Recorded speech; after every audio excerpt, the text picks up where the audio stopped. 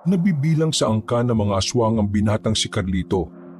Bata pa lamang siya ay mulat na siya sa katotohanan na kahit na kailan hindi nila makakasundo ang mga tao. Nasanay ang binata sa kultura ng kanilang lahi. Mga paniniwala na halos kasalungat ng mga tao sa ibang bayan. Pero ang paniniwala ni Carlito ay magbabago nang biglang dumating sa kanyang buhay ang dalagang si Laura. Mapapalapit siya sa dalaga. Ngunit sa kalagitnaan ng kanilang pagkakaibigan, malalaman nila ang katauhan ng isa't isa. Parte ng samahan ng manunugis ng dalaga. Habang si Carlito naman ang napipintong maging pinuno ng mga aswang ng kanilang baryo. Ano nga kaya ang mangyayari sa kanilang pag-iibigan? Mas mananaig kaya ang kanilang mga nararamdaman? O mas mangingibabaw ang pagmamahal nila sa kanilang mga kanya-kanyang pinaglalaban? Ang mga katanungan na yan ay mabibigyan natin ng linaw sa pagsubaybay dito lang sa nag-iisang channel na tambayan. Ang mga kwento ni Ka Banong.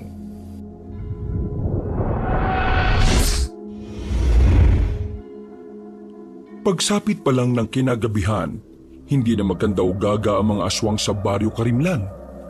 Naghahanda ang lahat para sa okasyon na kada taon nilang ginagawa. Ang okasyon na ito ay parang katumbas ng araw ng mga patay sa mga tao.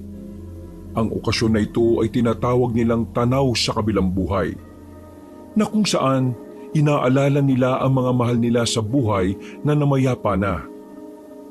Pero kung sa mga tao ay nalulungkot sila sa araw ng mga patay, ang mga aswang ay masaya kapag tanaw sa kabilang buhay na ang usapan. Sa araw kasi na ito, pakiramdam nila ay muling nabubuhay ang mga namatay na. Kaya naman nagsasagawa sila ng maraming ritual.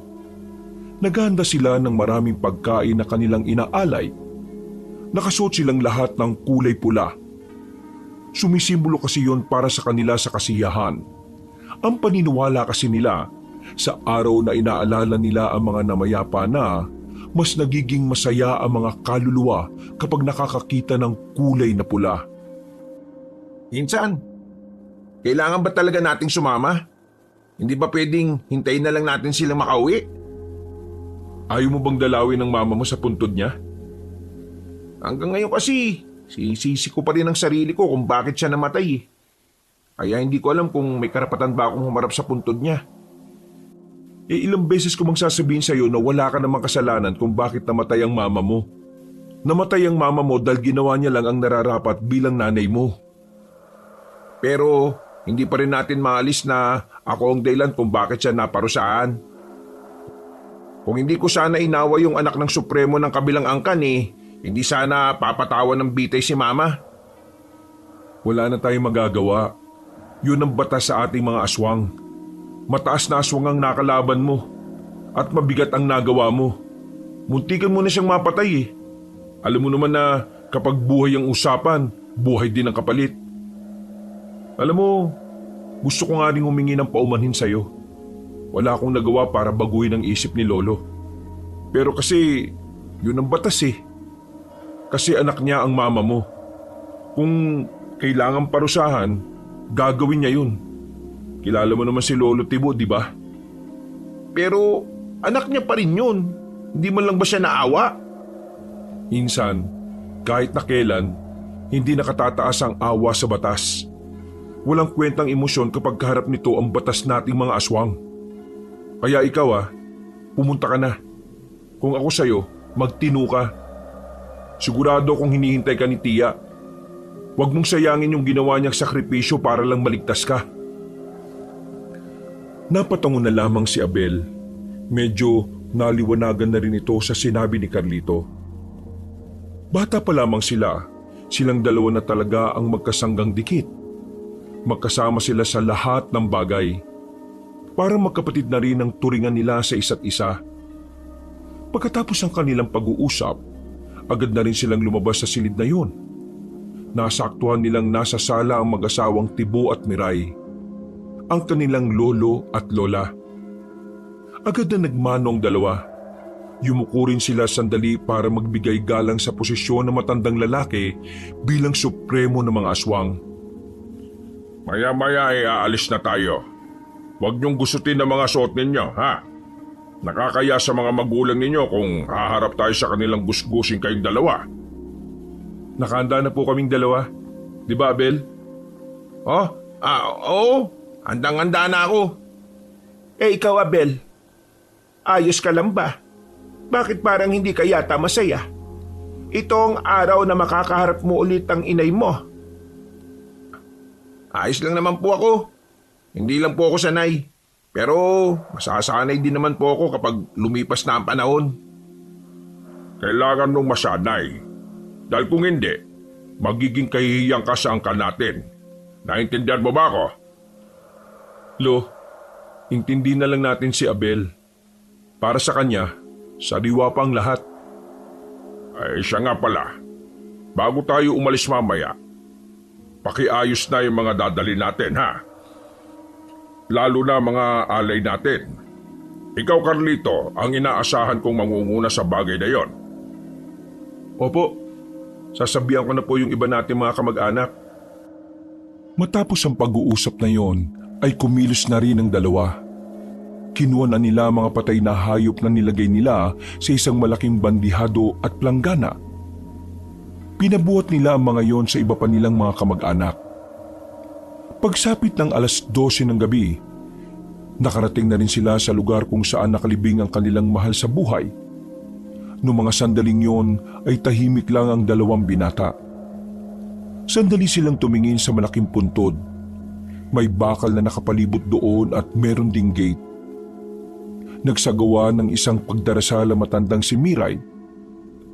Isang dasal na siyang kumukonekta sa kanilang itinuturing na Diyos. Matapos yon, binuksan na rin ni Carlito ang gate. Isa-isa silang pumasok. Agad namang inilapag ng mga kamag-anak nila ang mga patay na hayop sa loob ng isang cabinet na katabi ng buntod. Mga anak, narito na kami. Masaya kaming makaharap kayong muli. Alam kong masaya rin kayo ngayong narito ang angkan natin. Merong ibang hindi nakarating dahil nasa malayong lugar na sila. Pero huwag kayong mag-alala. Naganda na rin sila ng padasal para sa inyo.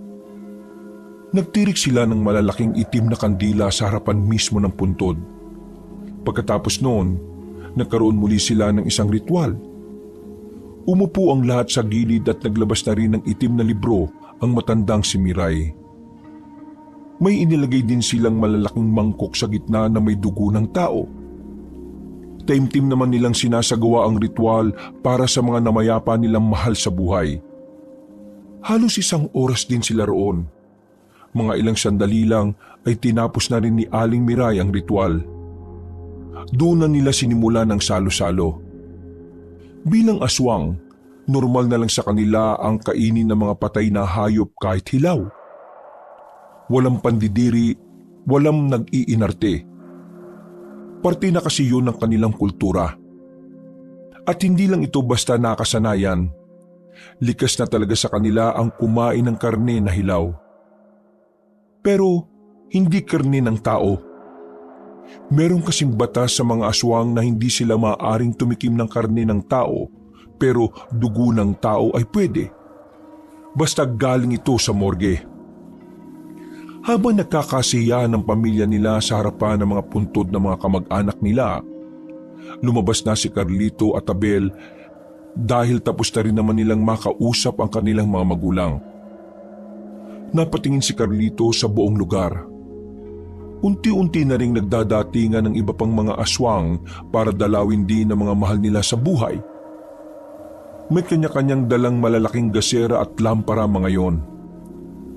Nakatambay lang ang dalawa sa di kalayuan sa mga kasama nila. Tamang hit-hit lamang ng sigarilyo. Gusto ko sanang mas mahaba pang makausap si Mama eh.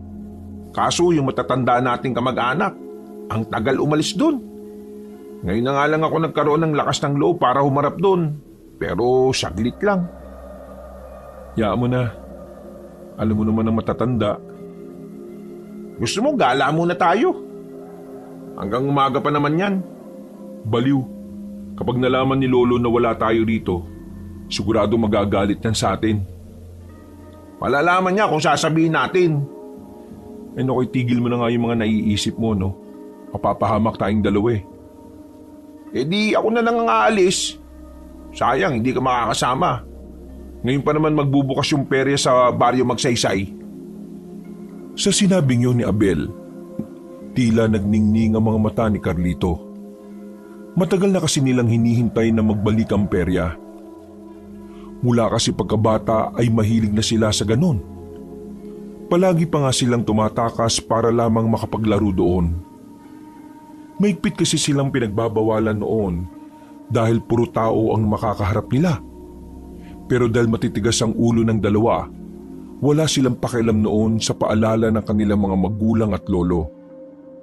Ngayong nasa tamang edad na sila para makapag-isip ng tama, tila bumabalik na naman ang katigasan ng ulo nila. Minsan lang naman magbukas ang perya eh. Yun ang tandaan mo. Kapag hindi ka nakapunta sa isa sa mga araw sa linggong ito, baka maghintay ka ulit ng maraming taon. Naalala mo ba? Uli tayo nagkaperya, 10 taong gulang pa lang tayo. Napaisip si Carlito. Ang bagay na yun ay tila naging pagsubok sa kanya. Kahit na kasi masunurin siya sa kanyang lolo, mahalaga rin naman kasi sa kanya ang mga bagay na nakakapagpasaya sa kanya. Ano? Habang abala pa silang lahat. Walang niya ka talaga kahit na kailan no? Uy, sasama na yan. Sama ka na. Mamaya kapag nakalis na ako, mas mahihirapan kang umalis mag-isa. Basta saglit lang tayo ha. Saglit? Corny mo naman. Mapapagalitan tayo kapag may nakaalam, kaya dapat lubos-lubusin na natin. Oo na. Bilisan na natin, baka mamaya makita pa tayong umalis. Anong sasabihin natin kapag nalaman nilang wala tayo rito? Hindi sabihin na lang natin na may sinamahan tayong kaibigan na hanapin yung puntod ng kanyang ina. Napangiti na lang ng malapad si Abel. Habang abala pa ang mga matatanda sa puntod ng mga kamag-anak nilang pumanaw, nagmamadali na silang umalis sa lugar na yon. Dumaan na muna sila sa kanilang bahay para kumuha ng pera. Pagkatapos, nagmamadali na silang makaalis. May kalayuan ng peryahan pero hindi naman sobrang layo. Mabilis naman silang tumakbo kaya nakarating din naman kagad sila doon. Habang nasa labas sila ng baryo Magsaysay, nakangiti pa silang nakatingin sa arko ng lugar. Hindi ako makapaniwala. Makalipas ang 1 dekada, nandito na tayo ulit, Abel. Pakiramdam ko parang naging bata tayo ulit eh. Pero kailangan pa rin natin mag-ingat ha. Baka mamaya may makasalubong tayo mga albularyo. Ang sabi ni Lolo Tibo, ang mga albularyo, magiling kumilatis ng aswang o tao ang kaharap nila. Saka mo na isipin yan. Ang malaga, nandito na tayo. Makakapaglaro na rin tayo ng mga gusto natin. Ang sarap kaya ng pakiramdam na makalaya kahit na sandali. Huminga sila ng malalim at kapwa sumilay ang ngiti sa kanilang muka nang pumasok na rin sila roon.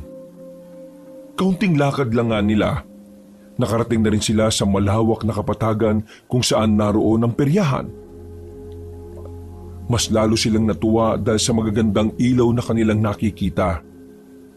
Ang daming tao, halos lahat ay tuwang-tuwa.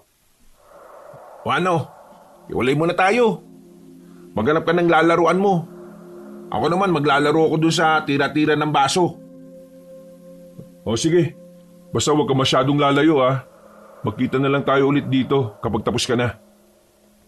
Nag-apir pa ang dalawa at saka nagiwalay na rin. Agad na lumapit ang binatang si Carlito sa tapat ng color game. Masigla siyang tumaya ng pera sa kulay pula. Mas lalo siyang natuwa nang manalo siya sa unang taya pa lang. Hanggang sa hindi na niya napapansin na nalilibang na pala siya roon. Parami na rin ng parami ang perang hawak-hawak niya. Maya-maya pa ay nahinto siya sa pagtaya nang biglang makaramdam siya ng kakaiba sa kanyang paligid. Nang igala niya ang kanyang tingin, nakita niya ang isang matandang lalaki na naglalakad papalapit sa color game. Agad na dumaloy ang kaba sa kalooban niya. Unang tingin niya pa lang sa matandang yon, alam na niyang albularyo ito. Kaya naman nagsimula na rin siyang mataranta. Hindi. Kailangan kong kumalma para hindi niya ako mahalata. Isa pa, kahit may dala siyang langis, hindi naman kukulo yun dahil may pangontra akong singsing. Hinayaan na lamang ni Carlito na makalapit ang albularyo. Kampante siyang hindi naman malalaman ng matandang yon na aswang siya. Nang makalapit na ang matandang lalaki, narinig niyang tinawag yon sa pangalang Mang Tonyo. Medyo may kaangasan ng boses ng matanda nang sumagot ito sa kausap. Habang si Carlito naman, gumilit pa siya para hindi niya makatabi ang matandang albularyo. Nababagot ako sa kampo namin kaya heto. Gumalagala na muna ako. Sakto, bukas na pala ulit tong peryang to. Natawa pa ang matandang lalaki. Sasamantalihin na sana ni Carlito ang pagkakataong yon para umalis, pero hindi pa man siya nakakalayo ay tinawag na siya ni Mang Tonyo. Agad na dumaloy ang kaba sa kanyang sistema. Namamawis ang kanyang palad. Ang unang pumasok sa isipan niya kapag naalaman nitong aswang siya, wala siyang magagawa kundi palagan ito. Binata! Maraan siyang humarap. Malakas ang kabog ng kanyang dibdib. Buong akala niya ay alam na ni Mang Tonyo kung ano ang tinatago niya. Yung isang daan mo ay nahulog oh. Nakahinga ng maluwag ang binatang si Carlito. Pagtingin niya sa ibaba, nakita niya nga na nasa lupa ang 100 piso. Agad niya yung dinampot at ngumiti siya ng papilit at saka nagpasalamat. Nagmamadali na siyang makaalis doon. Hinanap niya agad ang kanyang pinsan na si Abel. Pero sa kasamaang palad, dahil sa lawak ng peryahan at sa dami ng tao, hindi niya agad yun makita. Kakamadali niya, hindi niya inaasahan na isang babae ang kanyang makakabangga. Dahil sa banggaan, kamuntikan ng matumba si Carlito. Buti na lang ay nakahawak siya sa bakal na haligi. Ang nakabanggaan niya namang babae ay nanatiling nakatayo lang. Parang wala lang nangyari. Ayos ka lang ba? Pasensya ka na ha. Hindi rin kasi ako nakatingin eh. Hindi agad nakasagot ang binata. Napatitig muna siya sa mukha ng dalaga. Napakaganda kasi ng babaeng kanyang kaharap. Sa buong buhay niya, ito ang unang pagkakataon na nakakita siya ng ganong klaseng kagandahan. Meron din namang magaganda sa kanilang lugar, pero para sa kanya, kakaiba ang ganda ng kausap niya. Nagliliwanag ang ganda nito. Mahiwaga at sobrang kakaiba. Ang sabi ko kung ayos ka lang. Ha? Oo, ayos lang naman. Pasensya na rin, hindi rin kasi ako nakatingin eh. Pasensya ulit. Pero sa susunod, dapat tumingin ka rin sa dinaraanan mo ha. Oo. Pasensya na ulit. May hinahanap kasi ako at saka nagmamadali ako eh. May hinahanap ka? Kasintahan mo? Hindi. Pinsan ko. Naghiwalay kasi kami kanina. Kailangan na naming umuwi. Ganun ba? Ano bang itsura ng pinsan mo? Dito rin kasi ako nagtatrabaho, baka matulungan kita. Nagtatrabaho ka dito? Talaga? Bakit parang gulat na gulat ka? Ngayon ka lang ba nakarinig ng taong nagtatrabaho? Hindi naman. Hindi ko lang inakala. Tagabantay ako dito. Kami ang nagpapanatili ng kapayapaan dito. Kami rin ang mga magtatanggol sa mga tao sakaling may mga masasamang elemento ang umatake rito. Masasamang elemento? Oo, masasamang elemento. Alam mo ba yon? Yung gaya na lang ng sa aswang?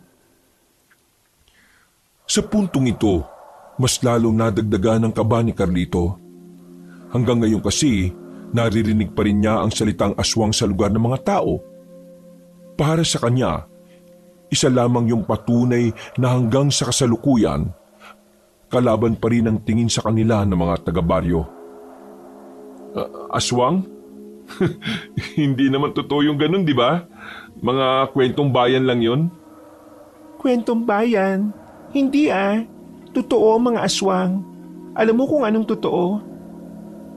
Nakalaban sila ng mga lolo namin noon. O sige na, pasensya na ulit Kailangan ko pang mahanap yung pinsan ko Uuwi pa kasi kami sa malayo. Pasensya na miss Napailing na lang sa kanya ang babaeng si Laura nang maglakad na rin siya paalis. Bumuntong hininga na lamang din si Carlito nang ipagpatuloy ang paghahanap sa kanyang pinsan. Sa halos 10 minutong paikot-ikot sa perya, nakakaramdam na ng kaba ang binata. Hindi na niya maiwasang hindi mag-isip na baka may nangyari ng masama kay Abel. Parang pinagsisisihan na niya tuloy ang paghihiwalay nila. Nasaan na pa yung siraulong yun? Kailangan na naming umalis dito bago pa may makahalata sa amin. Paglingon niya sa gilid, nakita na niya si Abel na may daladala ng malalaking chichirya na napanalunan nito sa laro.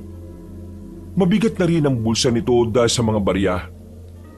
Masaya itong lumapit sa kanya pero muntikan niya na itong mabatukan dahil sa inis. Pambira ka naman Nasa ka ba nagpupunta? Kanina pa kita hinahanap Ang sabi mo, balik na lang tayo sa pwesto natin kanina kapag tapos na tayo. Pabalik na ako.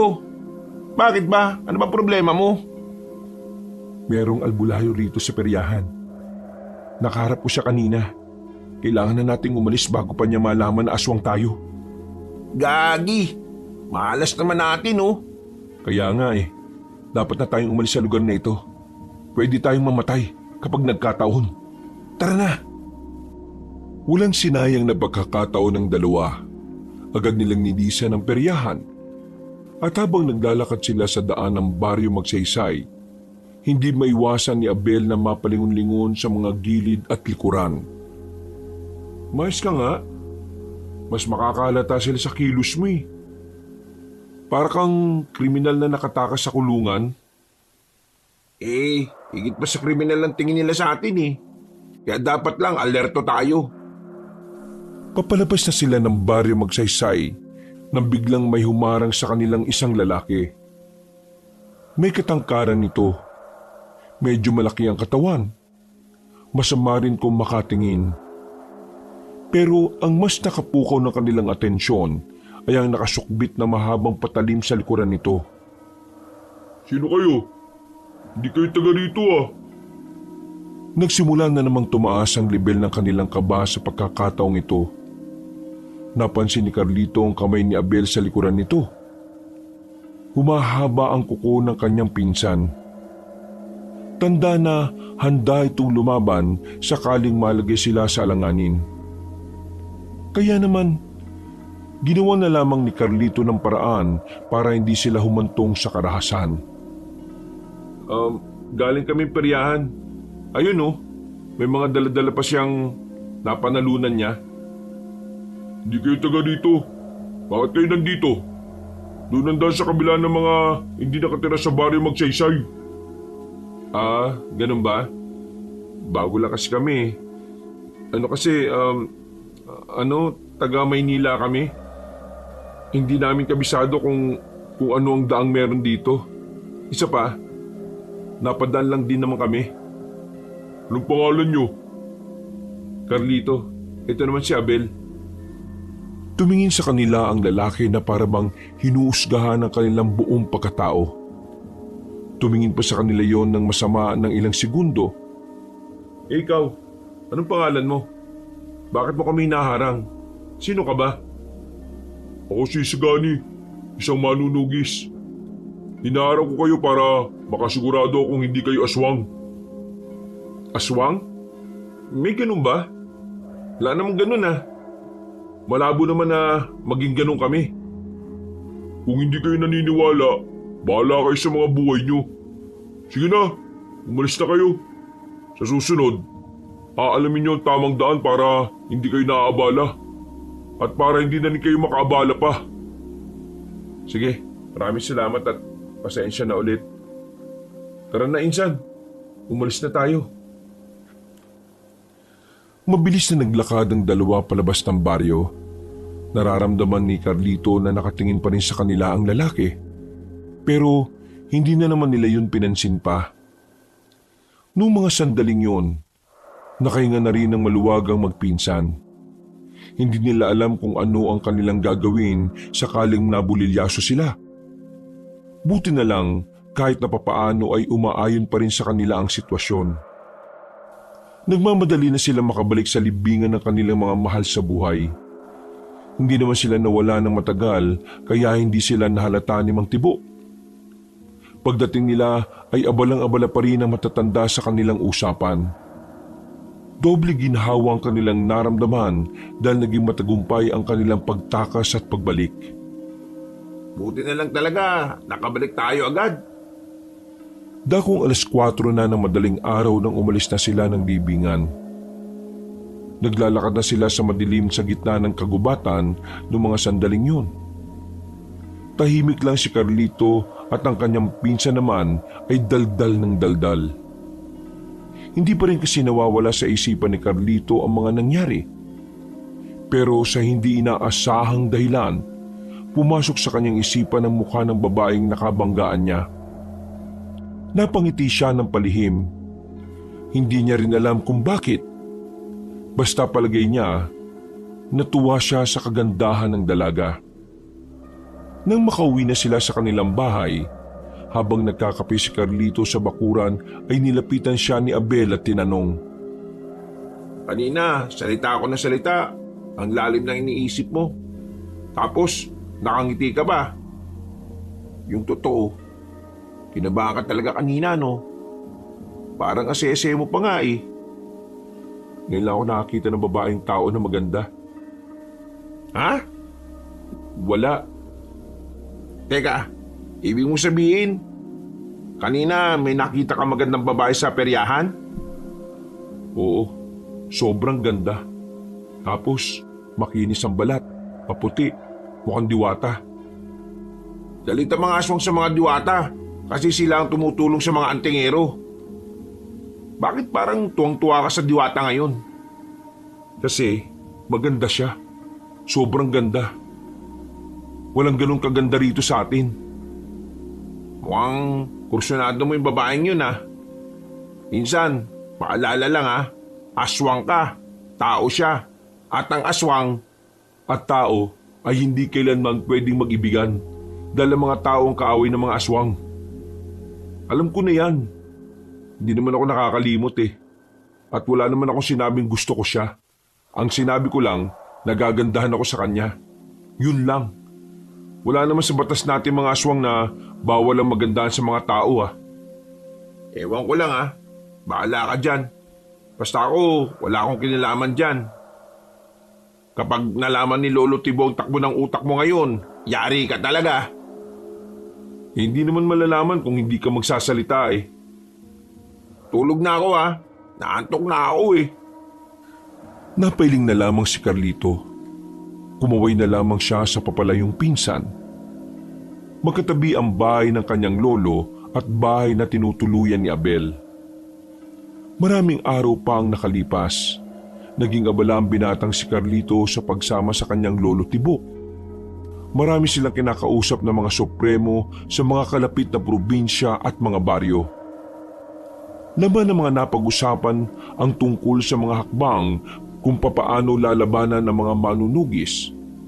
Sa mga nagdaang buwan kasi, makailang ulit silang nakakatanggap ng mga balitang hinahanap ni sila ng mga tao. Nagsimula ng mga manunugis na isa-isahin ang kuta at baryo ng mga aswang. Dahil dito, nagsimula na ring maalarma ang mga supremo na siyang namumuno sa bawat angkan. Lo, totoo ba talagang hindi magiging epektibo ang pakikipagkasundo sa mga tao? Hindi sila kailanman magtitiwala sa mga aswang. Yun ang di natin mababago. Isa sa malinaw na dahilan para isipin nating kahit na kailan, hindi mangyayari ang usapang pangkapayapaan. Hindi ka pwedeng makipagkasundo sa mga tao. Una pa lang wala lang tiwala sila sa iyo. Mas lalo lang lalala ang sitwasyon. Para na lang sa mag-asawa, masisira at masisira ang relasyon kung pareho kayong may iniisip na masama sa isa't isa. Tama naman po kayo sa sinabi ninyo. Pero napapaisip lang po kasi ako.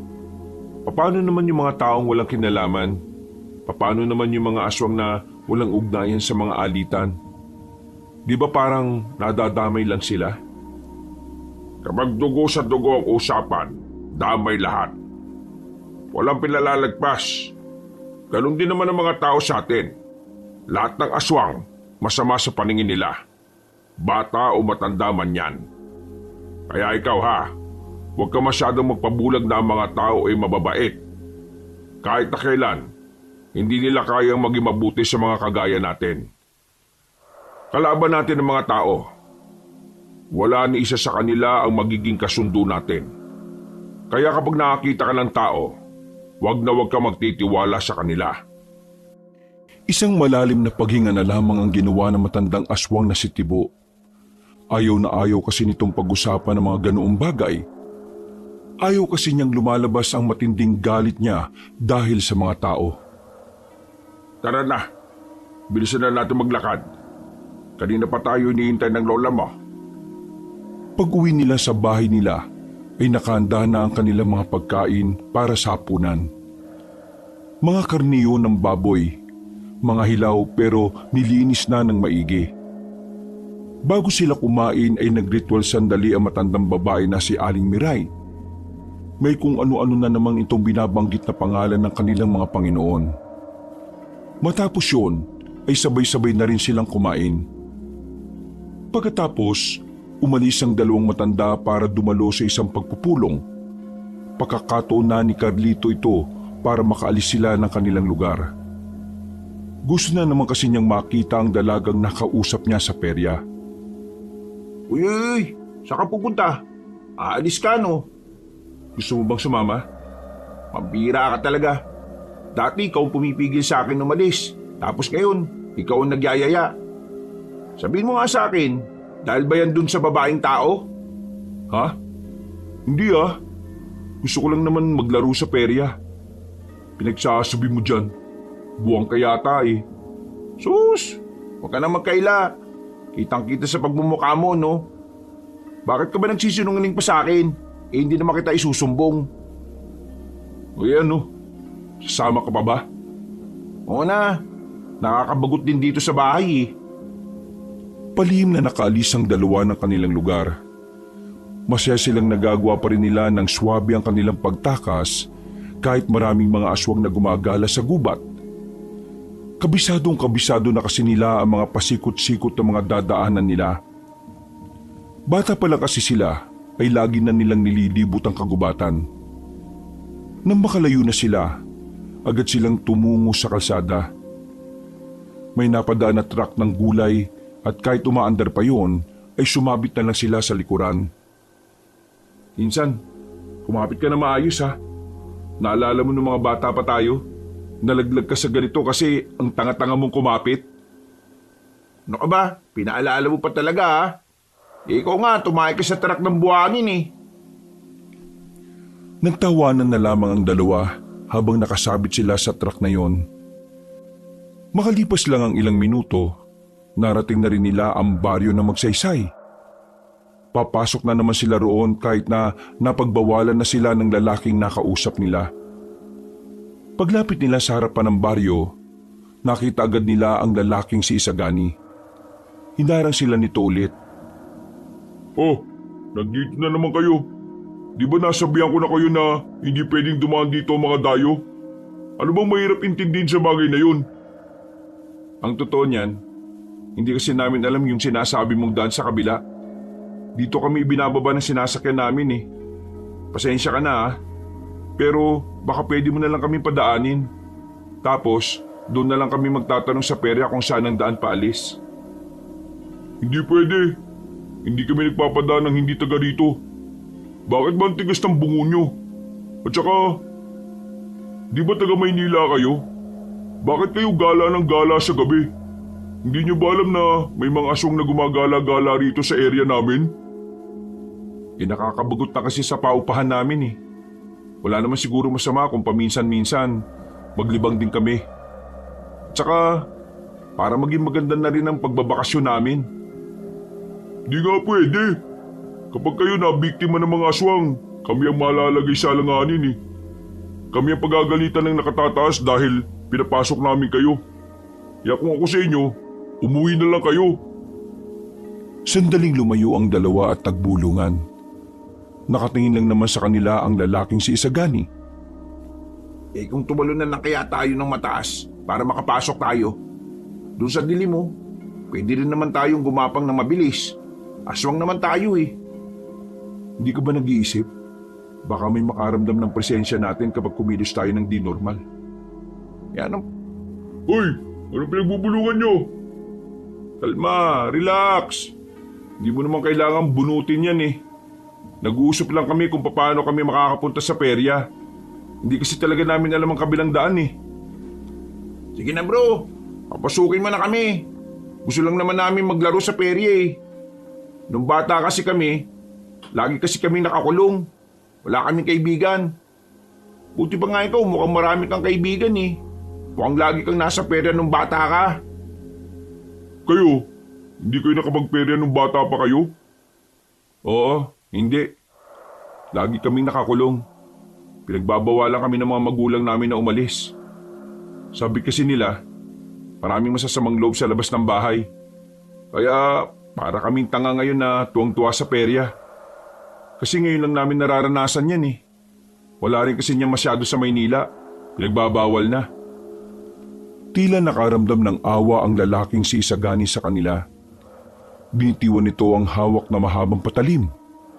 Bumuntong hininga ang lalaki. Akala na magpinsan ay papayagan na sila nito. Pero nagkamali silang dalawa. Hindi pa rin pwede. Napabugan na lang ng malakas na hangin na magpinsan. Dismayado sila sa naging tugon ng kanilang kausap. Ang bira naman to. Kala pa naman namin papayag ka na.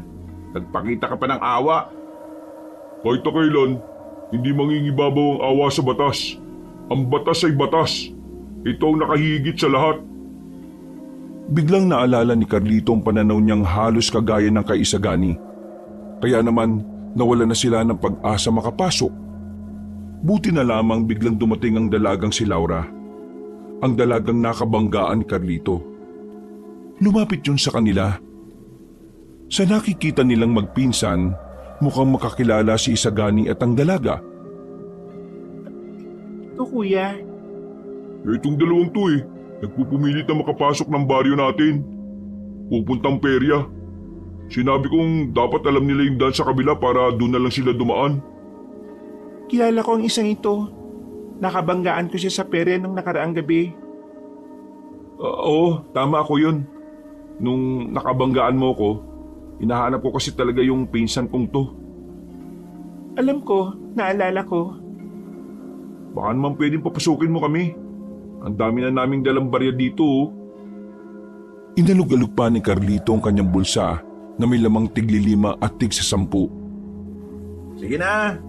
Gusto ko makakuha ng platong babasagin eh. Visit kasi ang hirap ipasok ng barya sa butas. Hindi naman kami masasamang tao eh. Gusto lang talaga namin maglaro. O sige, sumunod kayo sa akin. Pinagsasabi mo, may patakaran tayo na bawal ang mga tagalabas. Ginagawa natin yun para maiwasan natin makapasok ang mga aswang dito. Mukha namang hindi sila aswang eh. Akong bahala magpaliwanag kay Mang Tonyo sakali magalit siya. Laura naman! Kuya, sige na. Kawawa naman tong dalawang to. Para mga isip bata eh. Wala nang nagawa pa si Isagani. Bumuntong hininga na lamang ito at hinayaan makapasok ang magpinsan. Malakas kasi talaga si Laura sa kanyang kuya, kaya hindi tumatanggihan ng binata. Nagtitiwala ako sa inyong dalawa ha, na wala kayong gagawin masama sa peryahan. Kaya umayos kayo. Naku, hindi naman talaga kami masama eh. Yung iba lang. Kapag naalaman ko na may ginawa kayong katarantaduhan, nakikita niyo tong nasa likuran ko, itataga ko ito sa inyo hanggang sa maging giniling na kayo. Grabe, nakakatakot ka pala magalit. Nagsimula na silang maglakad. Nasa unahan nila ang babaeng si Laura. Hindi maiwasan ni Carlito na mapatingin sa katawan ng dalaga. Sa mga sandaling yon, nakikita ni Carlito ang hubog ng katawan ni Laura. May pagkamasikip din kasi ang suot nitong maong at damit. Wala siyang kaalam-alam na ang pinunta mo rito siya talaga. Huwag ka nga maingay. May sinasabi ba kayong dalawa? Oh, wala naman. Nakakatuwa lang kasi ang bait mo. Ngumiti lang ang dalaga. Para namang kinilig ang lalaking si Carlito. Hindi niya inakala na magtatama ang kanilang paningin ng ganoon katagal. Nang makarating na sila sa peryahan, hindi na natiis pa ni Carlito ang mga sandaling yon. Pinaalis na muna niya si Abel para masolo ang dalaga. Maraming salamat nga pala at pinapasok mo kami. Ah, siya nga pala. Kuya mo ba yung lalaking yon? Ang sungit eh. Pinsan ko siya. Kuya ko na rin. Ginagawa lang naman niya ang trabaho niya eh. Sobrang higpit pala rito sa baryo ninyo, no? Oo, kasi may banta na mga aswang ang mga baryo dito sa amin para maiwasang mapasok agad kami. Pinagbabawalan talaga ang mga hindi namin kilala na makapasok ng baryo magsaysay. Itong peryahan ba? May mga bantay din? Oo, ako naka-assign dito. May mga ilan lang akong kasama. Teka, di ba sabi mo nung una hindi totoo ang aswang? Pero bakit parang interesado ka na ngayon? Kasi nagtanong-tanong ako sa amin. Sabi nila, totoo raw. Di totoo. Madali ka palang maniwala sa sabi-sabi. Pero totoo ang mga aswang. Hindi ako pwede magsinungaling pagdating sa bagay na yon. Siya nga pala. Ano nga palang pangalan mo? Ako nga pala si Carlito. Gusto ko lang malaman ang pangalan mo para kapag nagkikita tayo rito, may nababanggit akong pangalan. Lalo na kapag nagpapasalamat ako sa iyo. Laura. Laura ang pangalan ko, Carlito. Maraming salamat ulit, Laura ha. Walang anuman, Carlito. O sige na, mag-iikot na ako. Magsaya lang kayo sa paglalaro. Nang maglakad na paalis ang babae, parang timang na nagtatatalon sa tuwa ang binatang si Carlito. Hinanap niya agad si Abel at saka kinuwento ang tungkol sa kanilang pag-uusap. Kahit si Abel ay kinikilig din sa nangyari. Masaya ako para sa'yo, Insan. Pero huwag mo kakalimutan ng limitasyon mo, ha? Nawala ang ngiti sa mukha ni Carlito. Tila nasira kasi ni Abel ang kilig na nararamdaman niya para sa dalaga. Alam mo, may tawag sa ginagawa mo eh. Ano bang tawag dun? Basag trip? Oo, tama. Basag trip ang tawag sa'yo. Di ka na lang makisakay muna eh. Pinapaalalahanan lang kita. Saka mo na lang ako paalalahanan kapag nagkakamabutihan na kami. Pero nung ikaw ang nagpapaalala sa akin nung kung ano-ano, gusto mo masunod agad. Ay nako, nagkabaliktad na yata tayo, Insan ha. Ako na ngayon ang nagsasaway sa katigasan ng ulo mo. Magsasalita pa sana si Carlito nang biglang may tumunog na bell. Walang tigil ang tunog na yon. Pero nakita nila ang mga tao sa peryahan ay natataranta na nagtatakbuhan. Maya-maya pa narinig na lang nilang sinasabi na ng mga tao na meron daw aswang na lumusob. Gumilid sila at nagtago. Pumesto sila roon di dahil natatakot sila, kundi dahil nababahala sila na baka ang mga aswang na lumusob doon kakilala ng kanilang lolo o baka kasama nila sa baryo. Hindi tayo pwedeng lumabas hanggat hindi natin nalalaman kung sino ang aswang na lumusob. Paano kung mapagkamalan din nila tayong tao at patay nila tayo? Baliw ka ba? Aswang tayo. Maamoy nila tayo, kaya malabo yan. Nang muli silang sumilip, nakita nilang nagtitipon-tipon na ang ilang manunugi sa peryahan. Maya-maya pa ay may mga aswang na ring lumitaw. Nagkaroon ng labanan. Nanlalaki ang mga mata ni Carlito nang makitang nakikipaglaban ng dalagang si Laura. Magaling itong humawak ng sandata. Para itong lalaki kung kumilos. Sobrang layo ng kilos nito sa tila maamo nitong mukha. Insan, manunugis rin yata yung babaeng yan. Lalong hindi kayo pwede. Naku, manahimik ka na nga muna. Insan, mukhang tagilid sila sa laban. Mga gabunan ng mga lumusob ngayon oh. Yan din ang iniisip ko eh. Baka mapahamak si Laura. Biglang namatay na ang ilaw sa buong peryahan. Madilim na nung mga sandaling yon. Mas lalong naging pabor pa ang sitwasyon para sa mga aswang. Kahit kasi madilim, kitang-kita pa rin ng mga nilalang ang paligid. Bagay na hindi naman kayang gawin ng isang pangkaraniwang tao na gaya ni Laura. Huwag kayo matakot, kakayanin natin to. Nagpatuloy ang laban, pero kitang-kita pa rin talaga kung gaano kadihado ang mga manunugis. Hanggang sa dumating na nga ang puntong si Laura na lamang mag-isa. Napapalibutan niya ito ng mga aswang na gabunan, pero patuloy pa rin itong nakikipaglaban. Maya-maya pa, tinamaan na nga ang dalaga sa braso, dahilan para mapatigil ito. Akmang tatapusin na ito ng isang gabunan nang biglang dinampot ni Carlito ang tubo sa gilid. Uy! Anong gagawin mo? Uy! Hindi na napigilan pa ni Abel ang pinsan niya. Agad na lumapit si Carlito doon. Sinamantala niyang madilim ang paligid para iligtas si Laura. Pinag-aahataw ni Carlito ang mga aswang na yon.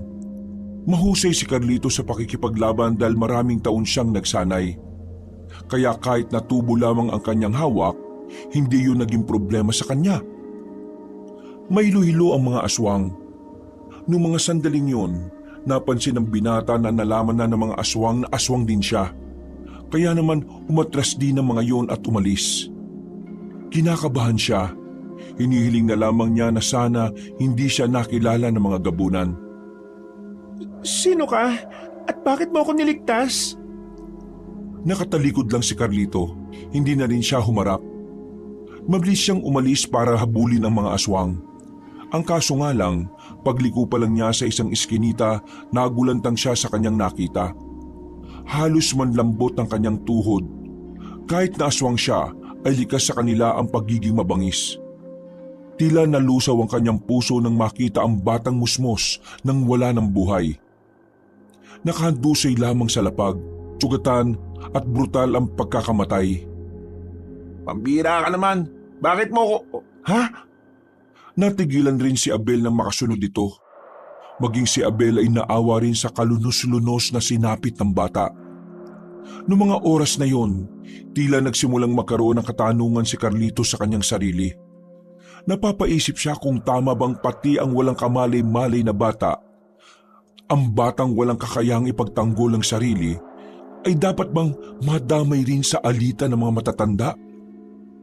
Nagsarado ang kamao ni Carlito. Sa unang pagkakataon, nakaramdam siya ng galit para sa kanyang mga kalahi. Bakit? Bakit ko ito nararamdaman? Bakit? Bakit ako naaawa sa tao, Abel? Insan, kumalma ka. Pabubulyaso tayo kapag nagpadala ka sa emosyon mo eh. Hindi ko maintindihan eh. Ano bang pinupunto ng gulong ito? Bakit pati ang batang to nadamay? Dumito ka nga. Relax lang. Mag-isip ka na maayos. Huminga ng malalim si Carlito. Nang may masmasan na, sumilip siya ulit sa perya. Nakita nilang dumating na ang mas maraming manunugis. Kaya naman naisipan na rin nilang umalis doon bago pa magginala sa kanila ang mga yon. Nagmamadali silang pumasok sa kagubatan. Mabilis ang pagtakbong ginawa nila para hindi sila makita ng mga manunugis. Nang makalayo-layo na, ay saka lamang sila nakahinga na maayos. Tumambay na muna sila sa gilid ng batis. Napasandal na lamang si Carlito sa katawan ng puno. Napapabuntong hininga na lamang. Napapailing at hanggang sa mga sandaling yon, hindi pa rin mawala-wala sa isipan niya ang kaawa-awang bata. Akala ko noon, tama lang ang ipinaglalaban nating mga aswang. Pero hindi nito tama eh. Tingin ko, kaya ayaw nilang may makausap tayong tao kasi ayaw nilang malaman natin na kaya maging mabuti ng mga tao. Ang sinasabi mo ba eh, nilalason nila ang utak natin para manatili tayo sa paniniwalang ang mga taong kalaban nating mga aswang? Oo, ganun na nga. Tingnan mo, mabait naman si Laura sa atin, di ba? Mabait ang batang pinatay kanina. Bata pa yun eh. Mabait nga si Laura sa atin kasi hindi naman niya alam na aswang tayo. Kapag nalaman niya na aswang tayo, siguradong Kaya lang naman sila galit sa atin kasi marami na rin ginagawang kasamaan ng lahi natin sa mga tao. Natitiyak ko na kapag nalaman nilang may mga aswang na kaya mag-isip ng tama, sigurado ako makakasundo natin sila eh. Insan, baka nakakalimutan mo. Laging sinasabi sa atin ni Lolo Tibo na ang kasunduan sa pagitan ng tao at aswang ay isang malaking kalokohan. Ewan ko, bahala na. Basta, hindi na ako papayag na may madamay pang bata sa gulo na to. Tumayo na ang binatang si Carlito. Hawak-hawak niya pa rin ang bakal na tubo. Maglalakad na sana sila para umalis nang biglang nakakita sila ng isang hayop na parang kasing laki ng aso. Pero hindi yung pangkaraniwan para sa kanila. Nakatungtong lamang ito sa ibabaw ng malaking bato. Daan-daan silang lumapit doon. At dahil dito, napagtanto ni Abel kung anong klase ng hayop yon. Insan, isa itong hunyango. Hunyango? Baliw ka ba? Hindi ganyan kalaki ang hunyango. Hunyango yan. Tingnan mo oh. Nagbabago-bago kulay niya. Magiging kakulay niya yung bato na yan. Magiging kakulay rin niya ang dahon at yung lupa. Hindi makapaniwala si Carlito na tama ang sinasabi ng kanyang pinsan sa mga oras na yon. Nanatili lang sila sa harapan ng hunyango. Nangahawakan na sana ito ni Abel. Bigla na lamang may iniluwang bagay ang hunyango. Isa itong bilog na bato. Para itong perlas pero kulay itim. Inilagay ng hunyango ang bagay na iyon sa ibabaw ng bato. At pagkatapos, mabagal itong bumaba ng bato at saka lumubog na sa tubig. Nagtataka silang dalawa dahil ngayon lamang sila nakakita ng hunyango na sumusuka ng perlas na itim. Tapos, lumulubog pa sa tubig. Sinubukang kunin ni Abel ang perlas, pero paghawak niya, para siyang nakaramdam ng kuryente. Kaya sinubukan din naman ito ni Carlito. Pero wala naman siyang naramdaman. Baka para sa'yo talaga yan. Hindi kaya isa itong mutya? Mutya ng hunyango? Teka, pwede bang gumamit ng mutya ang isang aswang na kagaya mo? Hindi ko alam. Pero bakit parang sa akin to binigay ng hunyango? Ibig sabihin, pwede nga. Teka. Ang mutya, di ba, sabi ng mga tao, sa kabutihan ginagamit. Isan mo gagamitin yan? Sa pakikipaglaban sa mga tao? O sa pakikipaglaban sa mga kalahi natin? Tingin ko, kung sino ang gumagawa ng masama, sa kanila ko ito gagamitin. Itinago na muna ni Carlito ang perlas na itim. Umuwi sila ng kanilang baryo. Sakto naman na wala pa rin doon ang lolo at lola nila. Hindi na sila natutulog hanggang mag-umaga. Nung umagang yon, kalat na ang nangyaring paglusob ng mga gabunan sa peryahan. Higit sa lahat, kalat na rin ang usapang may isang aswang na nagligtas ng isang tao. Kinabahan agad si Carlito. Nababahala siya na baka merong nakakilala sa kanya. Biglang pumasok ang kanyang lolo sa bahay. Sa mukha pa lang na matanda, kitang-kita na ni Carlito ang pagkainis nito. Balbak talaga magplano si Supremo Kepweng kahit na kailan. Hindi man lang niya sinabi sa mga bata niya na kahit sinong humadlang ay patayin. Ano naman kung may aswang na sumagip sa taong yan? Di sana pinatay nila. Ang dami nila, puro gabunan pa sila. Ay nako, mga inutil talaga. Tibo, kumalma ka. Walang magagawa yung kakaganyan mo. Baka mamaya niyan kayo pa ni Supremo Kepweng ang hindi makaintindihan. Sinasabi ko na kasi na dapat ako magplano at papasabahin ko ang mga bata ko. Ang kaso, nagbida-bida siya. Tingnan mo ang nangyari. Kung sana napatay natin ang mga manunugis na yon, hindi sana malaking bagay na sana sa atin yon. Isa doon ay opisyal ng manunugis. Yung babaeng nandun sana ang dapat mamatay. Pero ano nangyari? Wala! Ang napaslang lang nila ay ang batang wala namang kwenta. Lihim na nagsarado ang kamao ni Carlito nang marinig ang tungkol sa bata. Hindi niya maiwasang hindi magalit. Kapag naalala niya ang kaawa-awang sinapit ng musmos, nagagalit din siya pati sa kanyang lolo. Kaya nga ang gagawin mo, pupunta ka sa konseho. Titipunin mo ang mga supremo at ikaw na ang mangunguna sa susunod na atake.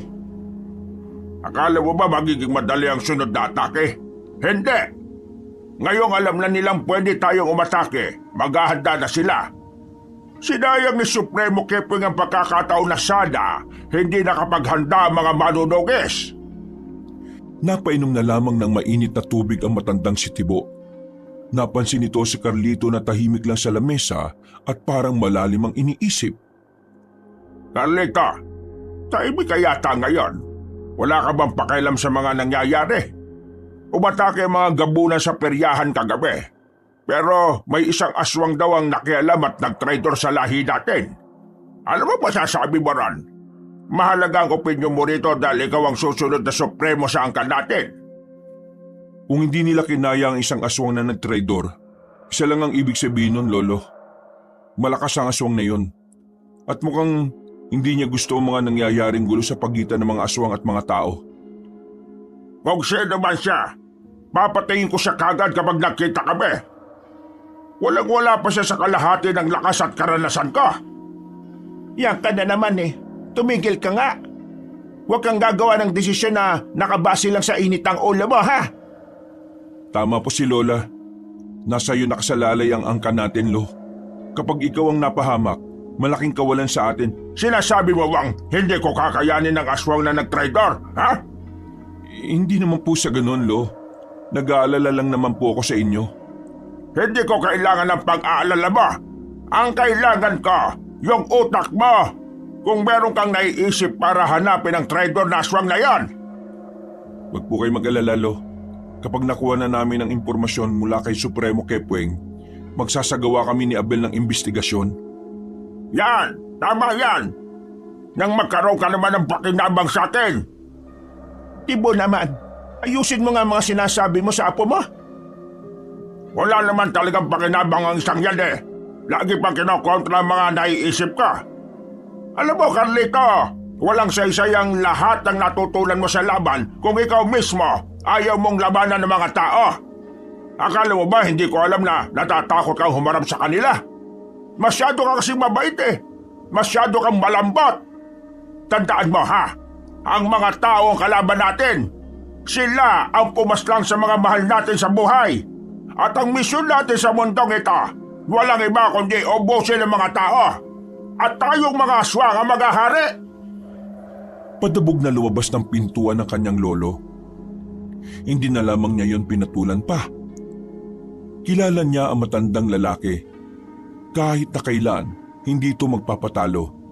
Palaging pinapairal ni Mang Tibo ang pagiging supremo nito kaya wala ring mangyayari. Apo, pagpasyensyahan mo na ang lola mo. Kilala mo naman yung lolo mong yon. Ayaw noon na natatalo. Ay nako, kung sino ba naman kasi ang traidor na aswang na yon? Kung di na sana siya nakialam di sana tapos na ang buhay ng babaeng yon. Lola, pati ba naman ikaw, ayos lang sa'yo na madamay ang mga taong wala namang kinalaman sa gulong ito. Lalong-lalo na yung batang namatay. Apo, ubusan ng lahi ito. Lahat damay. Kagaya ng sinasabi ng lolo mo sa iyo. Kahit ang mga tao rin, idadamay rin nila lahat ng kalahi natin kahit na bata, kahit na matanda. Pero wala na bang paraan para magkaroon ng kapayapaan? Bakit mo sinasabi ang mga yan? Nakakalimutan mo na ba ang layunin ng buong lahi ng mga aswang? Hindi ko naman po nakakalimutan. Naawa lang ako sa mga kapwa natin aswang na bagong sibol pa lang.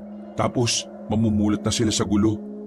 At kapag minalas-malas pa pwede pa silang mamatay. Ganon din sa mga tao. Apo, wala nang solusyon ng alitan na ito. Ang tanging solusyon na lamang, maubos ang isang panig. Ang mabuti pa, ayusin mo na ang sarili mo. Uutusan kitang tumungo sa bayan. Suot mo ba yung singsing? Kailangan mong bumili ng manok. Isama mo si Abel kasi marami kayong bibilhin. Naligo na lamang si Carlito nung umagang yon. Pagkatapos ay pinuntahan naman niya ang pinsang si Abel. Sakto naman na wala naman itong ginagawa at nagbabasa lang ng kung ano-ano. Mamaya ka na magbasa. Kailangan natin pumunta ng bayan. Wala na tayong pagkain.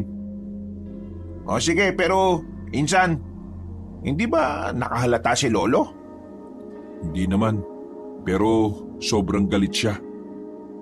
Sabi niya, papatayin niya raw yung traidor na aswang na yon. Medyo kinakabahan nga ako eh. Alam kong gagawin niya talaga yon sa karning malaman niya na ako ang nagligtas kay Laura. Gagawin niya talaga yun. Si Mama nga na sarili niyang anak inayaan niyang bitayin. Sige na, tara na. Bago ka pa maiyak ulit. Napapailing na lamang si Carlito nang mauna na itong lumabas ng bakuran. Dakong 8:00 na sila nakaalis ng kanilang baryo. Dinaanan pa kasi nila ang kampo nila Supremo Kepweng. Kumalap lang sila ng impormasyon mula sa mga gabunan. Maraming tao sa bayan dahil araw kasi ng Sabado. Agad silang nakipagsiksikan sa mga naroroon. Tumungo sila sa kanilang suki. Nabili naman na nila ang lahat ng kanilang kailangan. Palis na sila sa palengke nang biglang matanaw ni Carlito ang matandang si Mang Tonyo. Tandang-tanda niya ang mukha nun. Hindi niya makakalimutan pagdating sa itsura ng mga nakakaharap niya. Bigla niyang hinawi si Abel patungo sa gilid. Napansin din kasi ni Carlito na may iba pang kasama ang matandang lalaki. Kailangan na natin makalis kagad. Bakit ka ba natatakot? Di mo ba suot yung singsing? Naiwan ko nga sa banyo eh. Ay gagi. Yung akin din Pambihira. Baka mamatay tayo ngayon. Kukululangis nila. Nang mapalingon ng mga manunugis sa direksyon nila, sinimulan na nilang maglakad. Wala na silang pakialam kung ilang tao pa ang kanilang mabangga. Ang mahalaga na lamang sa magpinsan ay makaiwas sa maaaring gulo na mangyari. Dito muna tayo. Anong dito? Sira ulo ka ba? May dala nga silang langis. Malalaman nila kung nasan tayo. Kailangan natin makasakay kagad. Teka lang naman kasi. Masakit na pa ako Nakatapak ako ng Nakita ni Carlito na dumudugo na ang paa ng kanyang pinsan. Napailamos na lamang siya sa muka. Noong mga sandaling yun, nakita niya ring papalapit na sa kanila ang mga manunugis. Pagtingin nila sa kanilang harapan, nakita nilang meron na ring mga kalalakihan. Wala na silang matatakasan. Kung tatakbo sila, baka bigla na lang may bumao na palaso sa katawan nila. O baka bigla na lang ding may tumaga sa kanila. Nakatigil lang ang dalawa. Nakahawak pa si Carlito sa dumudugong paa ng pinsan. Nasa harapan na nila si Mang Tonyo. Pero laking pagtataka nila nang parabang hindi sila nakikita ng mga yon. Sobrang lakas ng kulo ng langis ng lana. Kaya nakasisiguro kung nandito lang yon. Doon kayo, dito kami. Kapag nakita nyo sila hulihin nyo. Pero kapag nalagay na sa alanganin ang buhay ninyo, batayin nyo na. Nag-alisa ng mga manunugis habang silang dalawa nakaupo pa rin doon. Saka lamang napagtanto ni Carlito na nasa kanya pa rin pala ang perlas na bigay ng malaking hunyango. Teka, bakit parang hindi nila tayo nakikita? Tingin ko, gumagana yung mutya ng hunyango. Dinukot ni Carlito ang itim na perlas sa kanyang masikip na bulsa. Napangiti na lamang si Carlito. Buti na lamang ay gumana yon. Dahil kung hindi, baka kanina pa sila pinaglalamayan. Wala silang sinayang na pagkakataon. Umalis na rin sila doon. Mula nang mapagtanto ni Carlito na magagamit niya ang mutsyang yon, sa mga sumunod na araw, inaral niya kung papaano ito gagamitin. Sa loob nga lang ng halos 2 linggo, tuluyan na nga siyang naging bihasa sa paggamit nito. Isang gabi, habang naglalakad pabalik sa kanilang baryo, nakita niya ang kanyang lolo Tibo. Mag-isa itong naglalakad. Sa pagmamadali pa lang ng matanda, alam na agad ni Carlito kung saan ito pupunta. Palihim niyang sinundan si Mang Tibo. Malakas din naman ang kanyang loob dahil may kakayahan na siyang maging kakulay ng anumang didikitan niya. dahilan para hindi siya makita ng kahit na sino. Kakasunod niya, nakarating na siya sa konseho. Bibihira lang mga pangkaraniwang aswang na nakakarating doon. Halos lahat kasi ng pinapayagan na makalapit doon ay ang mga supremo at ang ilang opisyal lang. Sa mga sandaling ito, napakinggan ni Carlito ang lahat na pinag-usapan ng mga supremo. Pinangunahan ito ng kanyang lolo Tibo. Dito na niya nalaman ang binabalak na paglusob ng mga aswang sa baryo ng mga tao. Magiging madugo ang mangyayari. Ayon kasi sa plano ng mga supremo, bibiglain nila ang mga tao. Idadamay nila lahat. Uubusin ng mga tao at walang ititira kahit na bata o kahit na matanda. May sakit man o wala, lahat ay papaslangin ng walang pagdadalawang isip. Kinabahan na si Carlito ng mga sandaling yon. Naiisip niya pa lang ang nag-iiyakang mga bata at matanda, nahahabag na ang kanyang kalooban. Hindi niya kayang makita ang mga taong yon na unti-unting mamamatay. Lalong nagkaroon ng dahilan si Carlito para tumiwalag sa mga kalahi niya. Para kasi sa kanya, hindi na maganda ang ginagawa ng mga kapwa niya aswang. Para sa kanya, mga manunugis lamang naman dapat ang kalaban. Sabay-sabay ang pagdiriwang ng pista ng mga baryong Magsaysay, Bautista at Marilag. Sasamantali dati ng mga sandaling nagsasaya sila. Tayo magsisilbing bangungot nila sa gabing yan. Ito na ang pinaka-perpektong pagkakataon para iganti ang mga mahal natin sa buhay na pinatay nila. Mga kapwa ko sa Supremo, mga opisyal ng konseho, ipagkatiwala niyo ito sa akin dahil ang kanilang kasiyahan ang dami ng ating tagumpay. 2 araw na lang noon bago magdiwang ng pista ang 3 baryo na magkakatabi. Kaya naman buo na ang desisyon ni Carlito. Kakausapin na niya si Laura para ipaalam ang plano ng mga supremo. Kinabukasan, magkasamang naglalakad si Carlito at Abel. Patungo sila sa baryo na Magsaysay. Kailangan niyang makausap si Laura bago pa mahuli ang lahat. Mag-isip ka nga, Insan. Malaking kasalanan ang gagawin mo. Kapag nalaman nilang ikaw ang nagtaksil sa kanila, kamatayan ang hatol sa'yo. Wala na akong pakialam. Hindi ko na gusto ang mga ginagawa nila. Abel, kung ikaw kaya mong tiisin na may mga inosenteng mamamatay dahil sa punyemas na alitan na to, pwes ako hindi. Kahit na aswang ako, kaya ko maging mabuti at mag-isip ng tama. Kung hindi ka sang-ayon sa akin, wag mo na akong samahan. Sasamahan kita. Ang akin lang naman baka mapahama ka rin. Mahirap magtiwala sa mga tao. Pagkatiwalaan man nila ako o hindi, wala na akong pakialam. Ang mahalaga, masabi ko sa kanila ang mga dapat nilang malaman. Pambira naman talagang buhay to. Abel, gising na ako sa katotohanan. Ngayong napagtanto ko na ang tunay na masama ay ang mga kalahi natin. Baluktot na ang pag-iisip nila. Sarado na ang utak nila. Ang tanging tumatakbo na lamang sa mga isip nila ang paghiganti. Gusto nilang bigyan ng hustisya ang mga namatay na aswang. Kahit ang totoo, namatay lang sila dahil nang gulo sila sa mga tao. Ganyan din ba ang pananaw mo sa pagkamatay ng mga magulang mo? Oo, namatay sila hindi para protektahan ako. Namatay sila kasi gusto nilang patayin ang mga taong tahimik na namumuhay noon. Puro kasamaan na ang ginagawa natin mga aswang Kaya maganda rin na kahit isa, merong gagawa na kabutihan. Baka man lang mapansin tayo ng Diyos ng mga tao at mapatawad niya tayo. Napapakamot na lamang sa ulo si Abel. Hindi na nito kayang pigilan pa ang kanyang pinsan.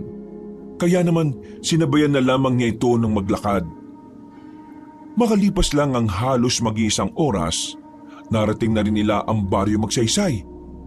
Napatagal sila dahil may mangilang-ilang manunugi sa kagubatan. Suot-suot na nila ang singsing noon para hindi sila maramdaman ng langis. Dala rin ni Carlito ang mutya ng hunyango. Nang nasa tapat na sila ng baryo Magsaysay, laking pagtataka nila dahil walang tao sa bungad.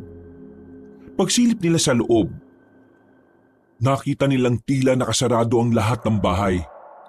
Nagdadalawang isip silang pumasok doon. Kaya naman gumilid na muna sila sa tabi. Nagtago sila sa mga halamanan. Mga ilang sandali lang, nakita niyang dumating na si Laura. May daladalang espada ang dalaga. Halatang katatapos lang nitong makipaglaban base sa sariwang dugo na nasa patalim. Kukunin ko si Laura. Siya lang ang kailangan natin makausap. Sandali, dali mo tong panyo na to. Nilagyan ko yan ng pampatulog. Mawawalan siya ng malay kapag naamoy niya yan. Tumango na lamang si Carlito. Kinuha niya ang panyo. Ginamit ni Carlito ang bilis niya bilang aswang, kaya bago pa makaharap si Laura, nakalapit na si Carlito. Tinakpan niya agad ang ilong ng dalaga gamit ang panyo. Wala pang 10 segundo ay nawalan na rin ito ng malay. Binuhat yun ng binata. Dinala nila ang dalaga sa kagubatan. Itinali nila yun pansamantala sa puno ng saging.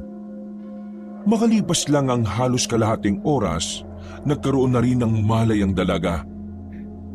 Nagtataka si Laura kung ano ang nangyayari. Pinipilit nitong makawala pero masyadong maigpit ang pagkakatali sa kanya.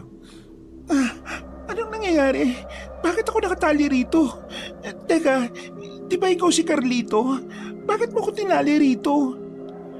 Kung iniisip mong may gagawin kaming kabastusan sa'yo, nagkakamali ka.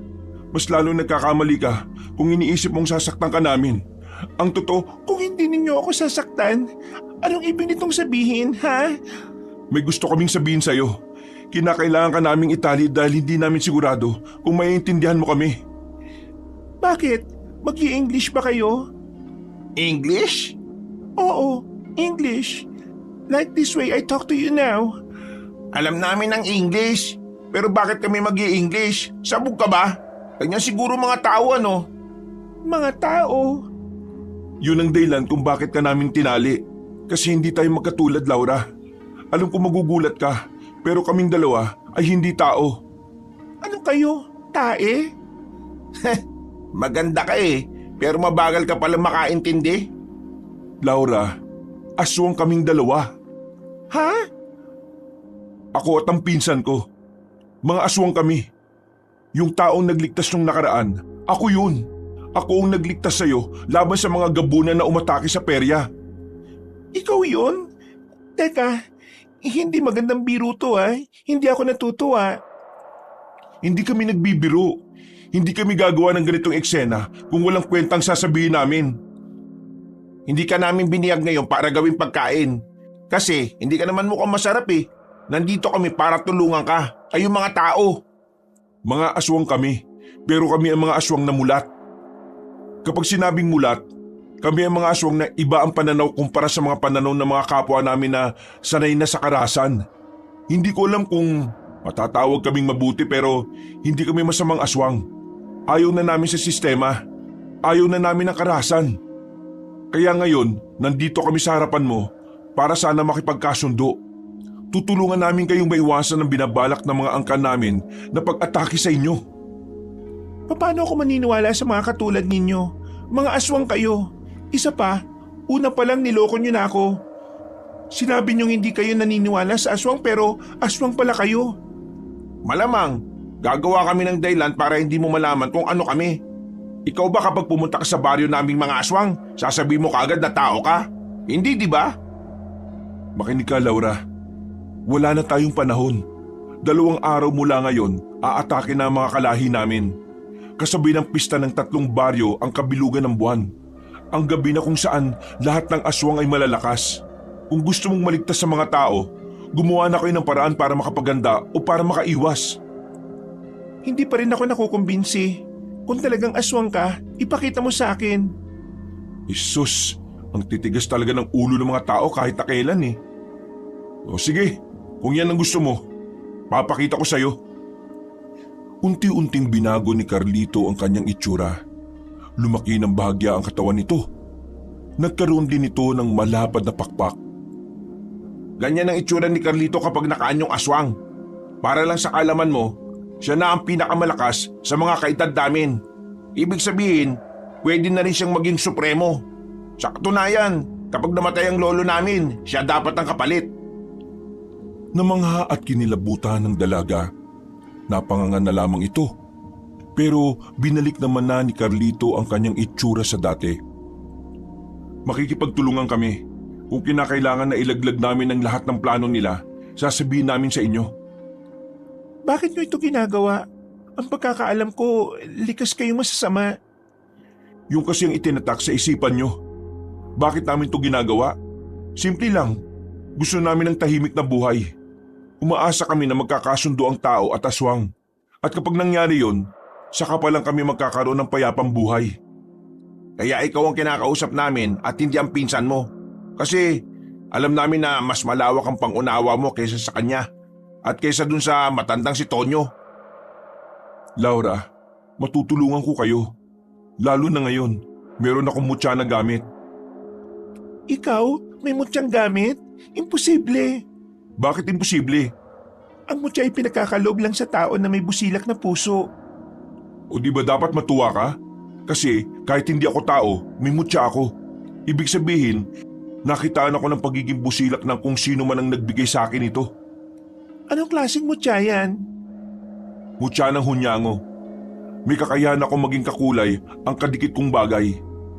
Dahilan para magmukha akong hindi nakikita. Bukod pa doon, mas naging doble ang pagiging sensitibo ng mga pandama ko. Mas kakaiba kumpara noong aswang ako at walang mutya. Ibig sabihin malakas ka? Malakas ka na bilang aswang pero may mutya ka rin na nagpapalakas sa'yo? Siguro naman naniniwala ka na. Kumbinsido ka na bang hindi kami masamang aswang? Sige, naniniwala na ako. Pero mas maniniwala ako kung pakakawalan niyo ako at sasabihin niyo sa akin kung anong sinabi sa inyong plano ng mga kalahi ninyo. Sinenyasan na ni Carlito ang kanyang pinsan. Agad namang kinalagaan ni Abel ang dalaga. Nagulat na lamang si Carlito nang biglang dumampot ng sanga si Laura. Itinutok ng dalaga ang sanga sa kanyang leeg. Kapag pinagtangkaan niyo ang buhay ko, yari kayong dalawa sa akin. Sus, pambihira naman oh. Akala ko ba ayos na? Naniniguro lang. Hoy miss, kung gusto mong palagan si Carlito, mutya rin ang kailangan mo at hindi sanga ng puno. Sasabihin ko na ang lahat ng dapat mong malaman. Ikaw na lang ang bahala magsabi nito sa kanila. Tingin ko, kailangan niyo rin makaharap ang mga kasama ko, lalo na ang pinuno naming si Mang Tonyo. Wala na kaming oras. Kailangan namin makabalik kagad. Dahil kapag nakahalata sila, mabubulilyaso tayo. Kapag nalaman ng mga kalahi namin na nagtitimbre kami sa inyo, masisira ang magagawa niyong planong pag-iwas. Inaalala ko, baka isipin nilang patibong lang itong ginagawa ninyo. Kaya dapat makaharap niyo sila. Sige na, ako na sasama dito sa babaeng to. Ikaw na ang mas kailangan makabalik. Kapag wala ako sa atin, hindi naman mahalaga kay Lolo eh. Sumang-ayon si Carlito sa sinabi ng kanyang pinsan. Mga ilang sandali lang ay sinabi na rin niya ang detalye sa dalaga.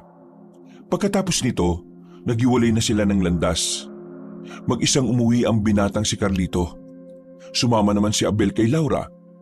Kinakabahan si Carlito na makabalik na siya sa kanilang baryo. Mas lalong tumataas ang level ng kanyang kaba nang abutan niya si Mang Tibo at Aling Miray sa loob ng kanilang bahay. Para bang hinihintay din siya ng dalawang matanda. Bago siya pumasok ay nag-isip na kagad siya ng maaari niyang gawing dahilan. Saan ka galing? At bakit hindi ka nagpapaalam? Galing ako sa puntod ni Papa at Mama. Galing ka roon? Kadadalaw lang natin doon nung nakaraan. Hindi ka naman makakalapit sa puntod nila dahil nakakandado ang buong puntod. Nababalot ng bakal yon. Anong ginawa mo ron? Carlito, wag mo kong niloloko ha. Carlito, saan ka galing? Sa puntod nga po ni Mama at Papa. Nasa labas lang ako. Bigla ko lang kasi silang naalala. Bigla ko na lang naisip na papaano pala kung hindi sila namatay ng maaga. May magbabago kaya sa akin kung kasama ko sila ngayon? Nagkatinginan ng dalawang matanda. Agad namang nakaramdam ng awa si Aling Miray sa binata kahit di naman totoo ang pinagsasasabi nito. Ano ba ang mga sinasabi mo, Carlito? Nandito naman kami ng lolo mo para gabayan ka palagi. Carlito, siguraduhin mo lang na wala kang ginagawa na hindi ko gusto. Kasi kapag nalaman kong may ginagawa kang hindi maganda, hindi ako magdadalawang isip na parusahan ka, gaya ng ina ni Abel. Ina ni Abel na anak niyong dalawa. Anong sinabi mo? Totoo namang anak niyo siya, di ba? Ano gusto mong iparating? Wala po. Kapasok na po ako sa kwarto ko. Gusto ko na po magpahinga. Nakakuyumang kamao na matandang si Mang Tibo. Buti na lamang ay umalis na rin ang binata dahil baka sapakin pa siya ng kanyang lolo. Pagpasok niya sa kanyang kwarto, agad niyang kinuha ang mutya ng hunyango. Kumuha siya ng tali at ikinabit sa itim na perlas. Sinuot na niya yun sa kanyang leeg. Sa puntong ito, naisip niyang malaki ang may tutulong sa kanya ng mutyang yon, na sana tulungan siya ng mutya para maisagawa ang lahat ng kanyang ninanais. Para maghari ang kapayapaan sa pagitan ng mga tao at ng mga aswang. Sa kakaisip ng kung ano-ano, nakaramdam na rin ng antok ang binatang si Carlito. Tanghali na nang magising siya sa malakas na yugyug ni Abel sa kanya. Agad siyang napabangon at saka iritadong nagsalita. Ano ba? Yugyug ng yugyug eh. Lalim ng tulog mo. Parang hindi ka aswang ah. Bakit ba? May problema ba? Ay, ano nga pala nangyari sa lakad mo? Ayos naman.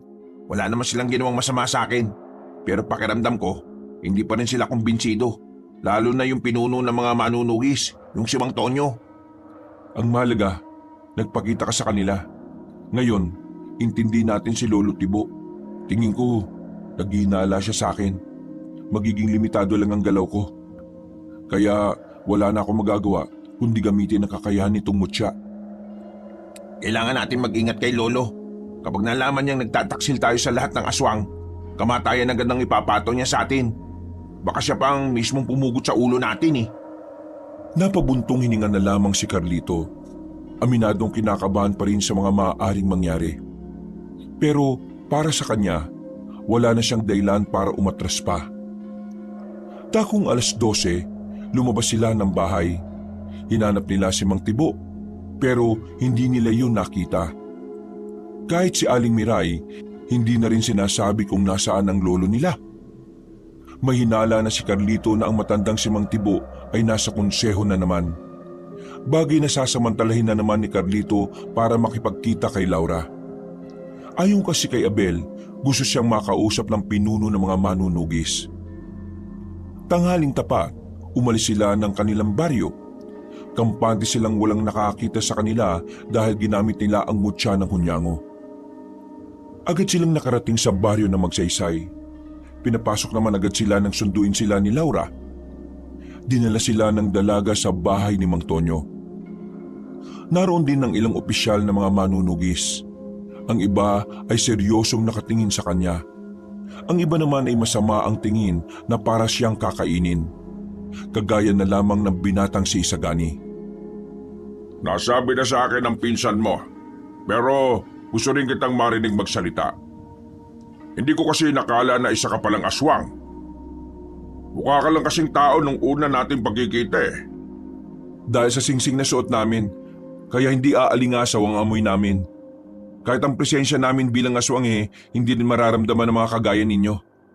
Maging ang langis ng lana, hindi rin kukulo. Inimbento ito ng tatay ko na namatay sa labanan noon. Ang singsing na ito ay siguradong suot ng mga kalahay ko sa gabi ng pag-atake nila. Hindi nyo sila mararamdaman, kaya mabibigla na lang kayo sa mga mangyayari. Kaya naman, gusto ko na bukas ng gabi, sana'y umalis na kayo. Mas magandang wala na kayo dito bago sumapit ang umaga, bago magpista. Ganon din ang mga tao sa kabilang mga baryo. Hindi madali ang sinasabi mong lisanin ng mga baryo. Wala nang oras. Hindi rin papayag ang iba. Ang gusto kong marinig mula sa iyo ay kung meron kang masasabing kahinaan ng mga kalahi mo. Dahil kung talagang gusto mong pigilan ang karahasan nila, sasabihin mo ang kahinaan nila.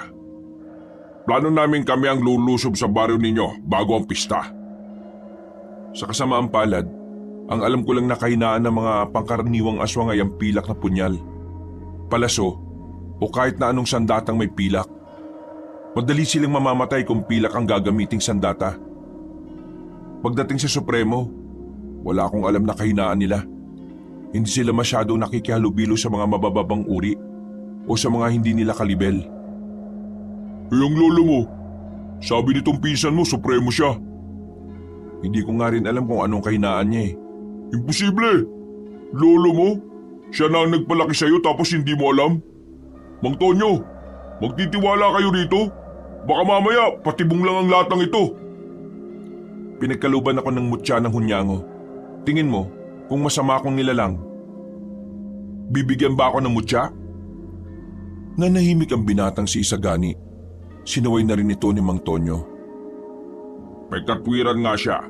Ang mga mutya ay pinagkakaloob lang sa mga nilalang na may busilak na puso. Pero ang gusto kong malaman ngayon ay kung ano ang gagawin natin. Ibibigay mo sa akin lahat ng impormasyon ng lugar ninyo na mga maaari naming makaharap. Lahat ng dapat kong malaman. Kapag nagawa mo yan, magtitiwala na ako sa iyo. Handa kong ibigay ang lahat ng dapat ninyong malaman. Pinapasok na siya ni Mang Tonyo sa loob ng bahay. Nag-usap sila ng masinsinan ng silang dalawa lang. Pinaliwanag ni Carlito ang pasikot-sikot sa gubat at kung anong klase ng baryo ang kinalalagyan ng mga aswang.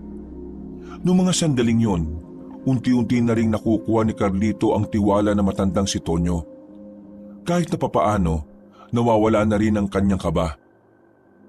Makalipas lang ng halos isang oras, natapos na rin ang kanilang pag-uusap. Planchado na ang mga bagay-bagay. Pulido na ang kanilang plano. Maraming salamat at hindi kayo gaya ng ibang aswang. Mang Tonyo, sakaling hindi ko kayo makita bukas ng gabi sa tinakdang oras, isa lang ang ibig sabihin nun, nabihag ako ng sarili kong angkan. At kapag nangyari yon, mas maaga kayong lumusob. Kailangan niyo akong iligtas. Hanapin niyo ang konseho. Tsaka kung doon ako dadalhin para litisin. Kapag nailigtas niyo ako mismo ang haharap kay Lolo Tibo. Hindi niyo siya kakayanin. Siya lang ang aswang na sa tingin ko, walang kahinaan. Tumango na lamang si Mang Tonyo sa kanyang sinabi. Lumabas na rin sila ng silid at saka tuluyang diniklara ni Mang Tonyo ang kasunduan. Nakasimangot naman ang lalaking si Isagani. Hindi na lamang nila yon pinansin. Intindihin nyo na lang. Mahirapan talaga siyang pagkatiwalaan kayo. Yung mga magulang nyo kasi, nadali din ng mga kalahi nyo nung labanan sa malawak na ilog. Wala namang problema sa akin kung ayaw niyang magtiwala sa amin. Pero sana, huwag siyang gagawa ng isang bagay na ikasisira ng mga napag-usapan namin ng pinuno ninyo. Insan, kailangan na natin makabalik sa atin. Baka mamaya nakakalata na sila lolo. O paano Laura? Aalis na kami ha? Maraming salamat. Carlito? Bakit? Wala. Sige, mag-ingat ka. Dalawa kami, siya lang mag-ingat. Kung sa bagay, hindi naman ako kasali sa landian ninyo. Tara na nga, Insan! Natawa na lamang si Carlito sa sinabing yon ni Abel. Naglakad na rin sila palayo. Natanaw pa ni Carlito na kumaway si Laura. Nang makabalik na sila sa kanilang baryo, nakita nilang nasa loob na ng bahay ang kanilang lolo. Ginamit ni Carlito ang mutya ng hunyango. Dahil dito, hindi na malaya ng dalawang matanda na nakapasok na sila ng bahay. Agad silang tumungo sa kwarto. Pagdating nila roon, ay saka sila kumilos ng normal. Nakaiga si Carlito sa kama. Si Abel naman ay nagkunwaring nagbabasa sa lapag. Nakadapa pa ito sa sahig. Maya-maya pa, naririnig na nila ang malalakas na katok ng kanilang lolo. Sinasabi ko na nga ba't may ginagawa kayo kakaiba ng taong yan? Tingnan mo, Miray. Wala akong nararamdaman sa loob. Wala sila dyan. Anong wala sila dyan? Buksan mo na kasi! Gamit ang susi ay nabuksan ng dalawang matanda ang pintuan. Nagulat ang mga ito nang makitang nasa silid si Carlito at Abel. Patay mali siya pa ang dalawa na parang nagtataka kunwari kung ano ang nangyayari. Sinasabi ko naman sa yung nandito lang sila sa loob eh. Ayaw mo kasing maniwala. Bakit la? Ano bang nangyayari? Magsabi ka sa akin ng totoo. Saan ka galing? Ha? Ano pong saan galing? Di ba ikaw ang umalis kanina? Huwag mo kiniba ko, Saban. Sumagot ka ng maayos! Saan ka nang galing kanina? Ano po ba itong si Lolo? Sumagot ka! Nandito lang ako mula kaninang nagising ako. Kahit na tanungin mo pa si Lola Miray, hindi naman ako lumabas ng bahay eh. Totoo po ang sinasabi ni Carlito. Nandito lang po kami, Lo. Manahimik ka! Hindi ikaw kausap ko, Inodel! Tibo naman, huwag mong ganyanin si Abel. Totoo naman kasi ang sinasabi nila. Hindi sila lumabas ng bahay. Nandyan ako sa sala magdamag. Wala akong nakitang lumabas. Si Abel lang ang nakita kong pumasok sa silid ni Carlito. Pero hindi na sila lumabas. Galit na galit si Mang Tibo. Hindi nito matanggap na nagkakamali siya ng hinala. Hindi ako maaaring magkamali sa hinala ko. Alam kong lumabas ka ng bahay. Carlito, kapag napatunayan kong may ginagawa kang hindi ko magugustuhan, humanda ka sa akin! Bakit ba ganyan ang iniisip niyo sa akin, Lo? Buong buhay ko naman, sinusunod ko kayo. Lahat ng sinasabi niyo, sinusunod ko. Naging mabuti ako sa inyo. Pero bakit ganyan ang iniisip niyo sa akin? Dahil nararamdaman kong merong nagbago sa iyo, Carlito. Hindi ba ka maloloko? Mag-iingat ka lang, kasi hindi sanggol ang niloloko mo. Sa oras na malaman ko kung anong katarantaduhan ang ginagawa mo bibitayin kita! Padabog na lumabas si Mang Tonyo. Napapailing na lamang ang matandang si Miray. Nang masiguro nitong nakalis na ang asawang si Tonyo, ay saka ito nagsalita sa dalawang binata. Nararamdaman ko kayo. Ano pong sinasabi niyo, La? Pati ba naman ikaw, hindi ka maniniwala? Bakit ako maniniwala kung alam ko kung ano ang tunay na nangyayari? Carlito, alam mong mas marami akong nalalaman pagdating sa mga anting-anting, agimat at mutya. Pinag-aralan ko ang mga yan para alam natin kung papaano lalabanan ng mga manunugis. Kaya naman, hindi mo ko pwedeng lokohin, Carlito. Nararamdaman ko ang mutya. Nararamdaman kong yon ang ginagamit mo para makalis kanina nang hindi kita nakikita. Mutya ng hunyango ang ginagamit mo. Nanlaki ang mata ni Carlito nang marinig niya ang sinabing yun ng kanyang lola. Natataranta ang dalawang binata. Dali-daling isinara ni Abel ang pintuan. Kung alam niyo ang tungkol sa mutya, alam niyo rin ba ang ginagawa ko? Alam ko ang lahat. Kung alam niyo ang ginagawa namin, bakit hindi niyo ako pinipigilan? Bakit hindi niyo ako sinumbong kay Lolo? Dahil hindi ko nakilala ang lola mo. Ibang-iba na siya sa dati. Masyado na siyang nilalamo ng pagnanais niyang ubusin ang mga tao. Mas marahas na siya ngayon. Hindi na siya nakikinig sa akin. At higit sa lahat, ayaw ko na sa sistemang ito. Gusto ko na lang din mahimlay ng may mapayapang kinalalagyang lugar. Ibig niyo pong sabihin, Lola, pabor kayo sa ginagawa namin? Alam kong ginagawa niyo lang naman ang tingin niyong tama, kaya hindi ko kayo pinipigilan. Kung ganon, sumama po kayo sa amin. Hindi pwede. Kapag nawala ko sa tabi ng lolo ninyo, mas lalo siyang mapapraning. Mas lalo niyang iisipin na may nagtataksil sa kanya. Makakasira pa ako sa mga plano ninyo. Pero kukunin ka namin, Lola, kapag lumusob na ang mga manunugis dito. Ngumiti na lamang ng papilit na matandang babae, pero sa kaloob-looban nito ay namamayani ang pagkabahala. Mabilis na lumipas sa mga oras, sumapit na rin ang kinabukasan. Umaga pa lang, ramdam na nilang tila aligaga na ang mga aswang sa kanilang baryo. Nung sandali ding yon, nanatili lang sa loob ng bahay si Carlito. Pakiramdam niya kasi ay may nagbabantay na sa kanila. Ramdam na ramdam ni Carlito ang mga presensya sa paligid. Nasa bakuran lamang siya habang nakatambay. Hawak niya ang gitara habang naghihintay sa kanyang pinsang si Abel. Yung kasi ang pinaalis niya para magmanman sa buong paligid. Mga ilang sandali lang, nakita na rin niyang dumating si Abel. Agad silang pumasok sa loob at pabulong na nag-usap. Insan, kailangan mo nang umalis ngayon. Ha? Bakit? Ano bang nalaman mo? Naghihinala na ang buong konseho sa'yo. Isa sa mga gabunan na nakalaban mo nung niligtas mo si Laura. Sinasabing taga rito ang aswang na taksil. napaisip si Lolo Tibo. Unang pumasok sa isip niya, ikaw. Tama ba narinig ko? Kailangan mo nang umalis. Opo, Lola. Pinaghihinalaan na siya ng konseho. Mismong si Lolo Tibo ang naglaglag sa kanya. Hindi ako aalis. Kapag umalis ako, mas lalo lang iisipin ni Lolo na ako nga ang nagtaksil na aswang. At kapag naisip niya yon, baka magbago ang plano nila.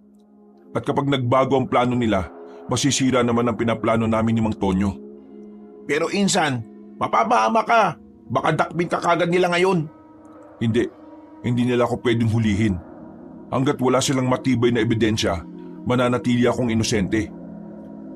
Lolo, ayaw pa makinig eh. Sabihan niyo na nga po. Hindi. Tama si Carlito. Tama lang ang naisip niya. Masisira ang lahat kapag umalis siya ngayon. Mananatili ako dito hanggang mamayang gabi. Saka lang ako alis kapag parating na ang mga manunugis. Napapakamot na lamang sa ulo si Abel. Sobra kasi itong nag-aalala para sa kanyang pinsan. Alam kasi ni Abel na anumang oras maaaring mawala sa kanila si Carlito kapag hinatulan nito ng parusang kamatayan. Lumipas sa mga sandali, wala namang nangyaring masama. Hindi dinakip si Carlito. Walang kahit na anumang senyalis ng panganib. Pero kahit na ganon, nakakaramdam pa rin ng kaba si Carlito. Nakakabahala ang pagiging kalmado ng sitwasyon. Dakong alas 5 na ng hapon, 2 oras bago ang napag-usapan nila ni Mang Tonyo, tumitingin-tingin siya sa labas. Hindi niya alam kung bakit parang nawala na ang mga nagmamasid sa kanya. Nang subukan niyang paganahin ang mutya ng hunyango, lumabas ang kanyang pandinig at pakiramdam. Narinig niyang paparating na sila Mang Tibo kasamang ilang mga aswang na mula sa konseho. Abel, umalis ka na rito. Abisuhan mo na kagad sila, Laura. Oh, bakit na naman? Paparating na sila para dakpin ako. Iwan mo na kami ni Lola dito. Umalis ka na, bilis! Wala nang sinayang na sandali pa si Abel. Umalis na ito ng bahay. Habang lumalapit naman sa kanya ang lola niyang si Miray, hinawakan siya nito sa kamay. La, kailangan mo umaktong wala kang nalalaman ha. Ayaw kitang madamay. Huwag ka mag-alala, Apo. Susubukan kong kausapin ang lolo mo. Hindi na po kailangan. Tanggap ko na po ang mangyayari sa akin. Pero... La, magiging maayos lang ako. Naniniwala ako sa mga manunugis na magagawa nila ng paraan para makamit ang lahat ng kapayapaan. La, nandyan na sila. Lumayo ka na sa akin. Sinunod ni Aling Miray ang sinabi ni Carlito. Maya-maya lang, biglang bumukas ng padabog ang pintuan. Unang pumasok ang kanyang lolo. Agad na lumapit sa kanya si Mang Tibo. Isang malakas na sampal ang pinakawalan nito. Sa lakas ng sampal na matanda, ay bumulandra siya sa dingding. Agad namang lumapit ang matandang si Miray. Ano ka ba, Tibo? Bakit mo sinasaktan ng apo natin? Ito nga pa ba? Taksil sa angka ng mga aswang. Taksil sa ating lahi. Ha? Anong sinasabi mo? Siya ang taksil na nagligtas sa babaeng manunugis. Hindi malabong kumapin na rin ang sinaulong ito sa mga tao. Kaya naman, ngayon, papairalin natin ang batas nating mga aswang. Wala akong pakialam kahit anak ka ng anak kong paborito. Wala akong pakialam kahit apo pa kita. Wala akong pakialam kung sino ang masasaktan. Dahil ngayon, bilang pinakamataas na supremo sa lahat, dinideklara ko na patawag ka ng pinakamataas na parusa, ang parusang kamatayan! Tibo naman, baka naman pwede nating idaan ito sa maayos na usapan. Apo natin yan, hindi naman yan ibang aswang. Kapag batas ang usapan, walang pamilya, walang kaibig-kaibigan. Lahat susunod sa batas. Dahil ang batas ay ang pangalawang mataas bukod sa Panginoon natin. Sige na, kalagkarin na yan papunta sa konseho. Sabihan ng lahat ng mga aswang na merong isasagawang pagbitay ngayong gabi. Dagong alas 7. Kaya naman gusto kong magtipon ng lahat. Wala nang nagawa pa si Aling Miray ng pwersahan ng ilabas si Carlito. Kinaladkad dito sa daan at pagdating ng konseho, dito na inilabas ni Mang Tibo ang galit nito sa sariling apo. Sa harap ng mga supremo, pinatikim niya si Carlito.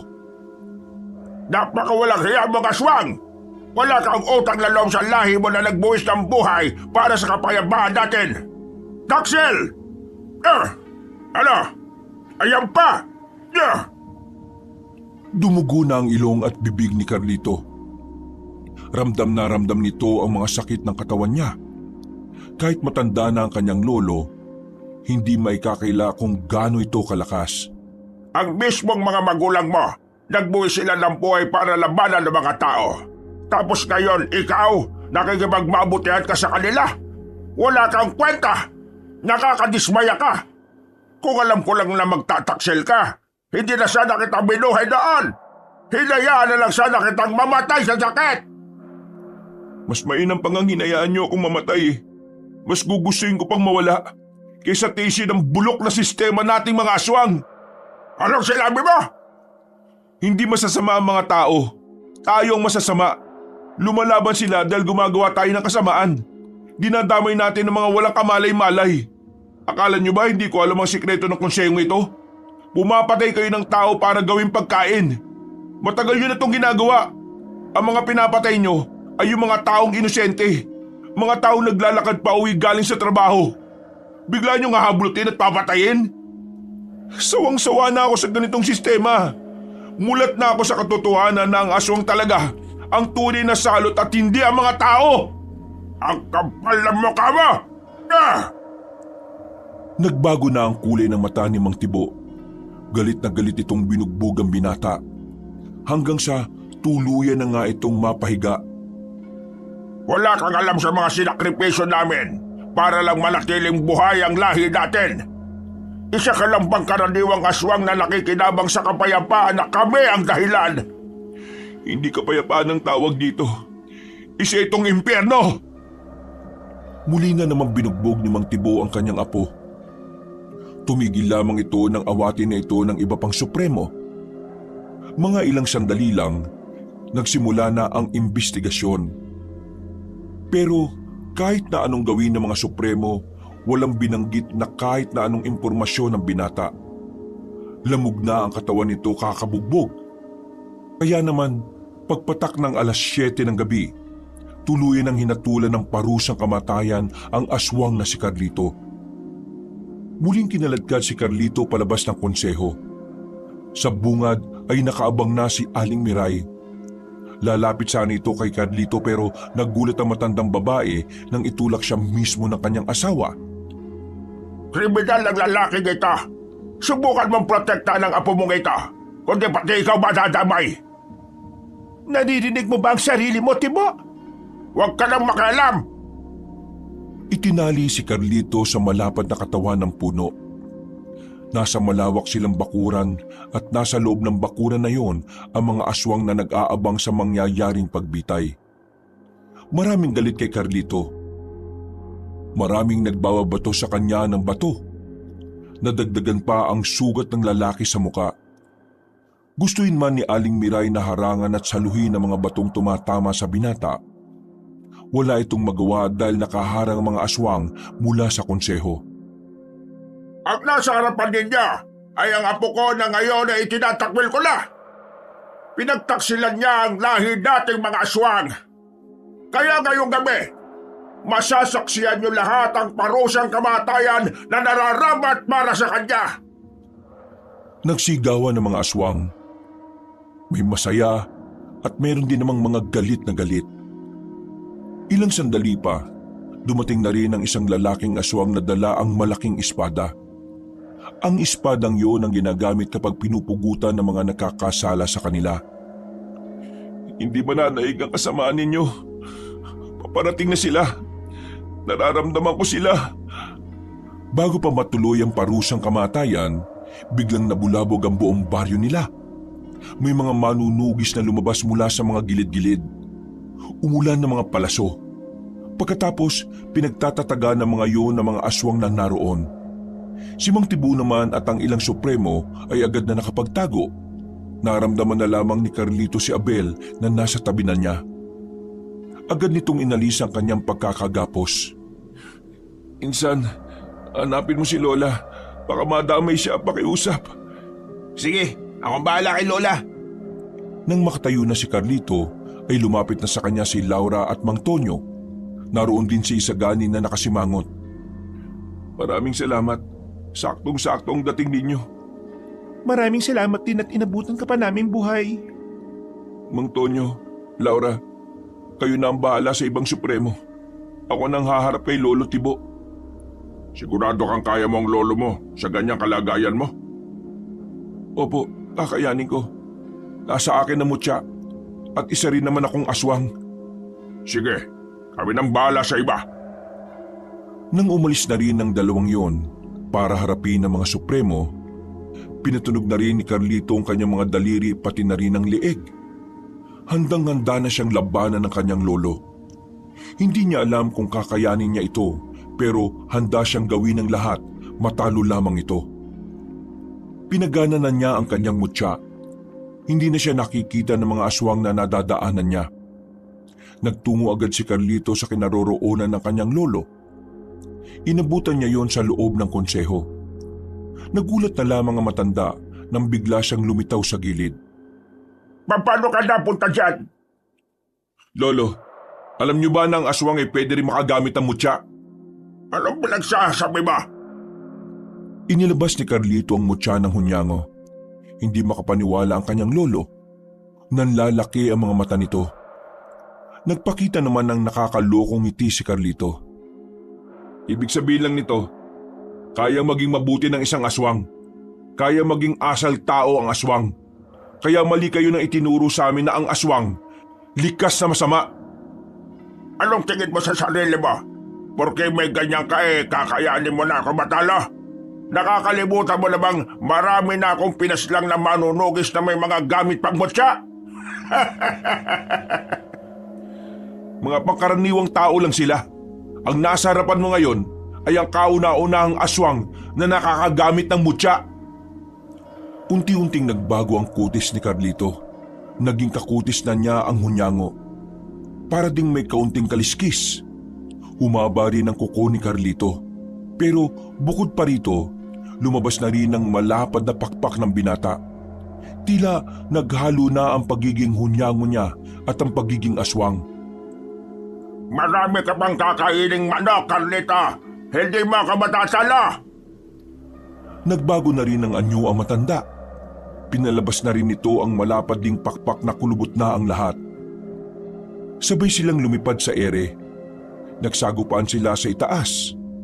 Sa puntong ito, aminado si Carlito na talagang malakas ang kanyang lolo. Sa unang pagtatapat, si Carlito ang bumagsak. Walang-wala ka pa sa karanasan ko, Carlita. Kaya mangarap ka na lang na mananalo ka sa laban na ito. Hindi pa nakakabangon si Carlito, bigla na lamang umatake ulit ang matanda. Sinubukan niyang makailag, pero hindi siya nagtagumpay.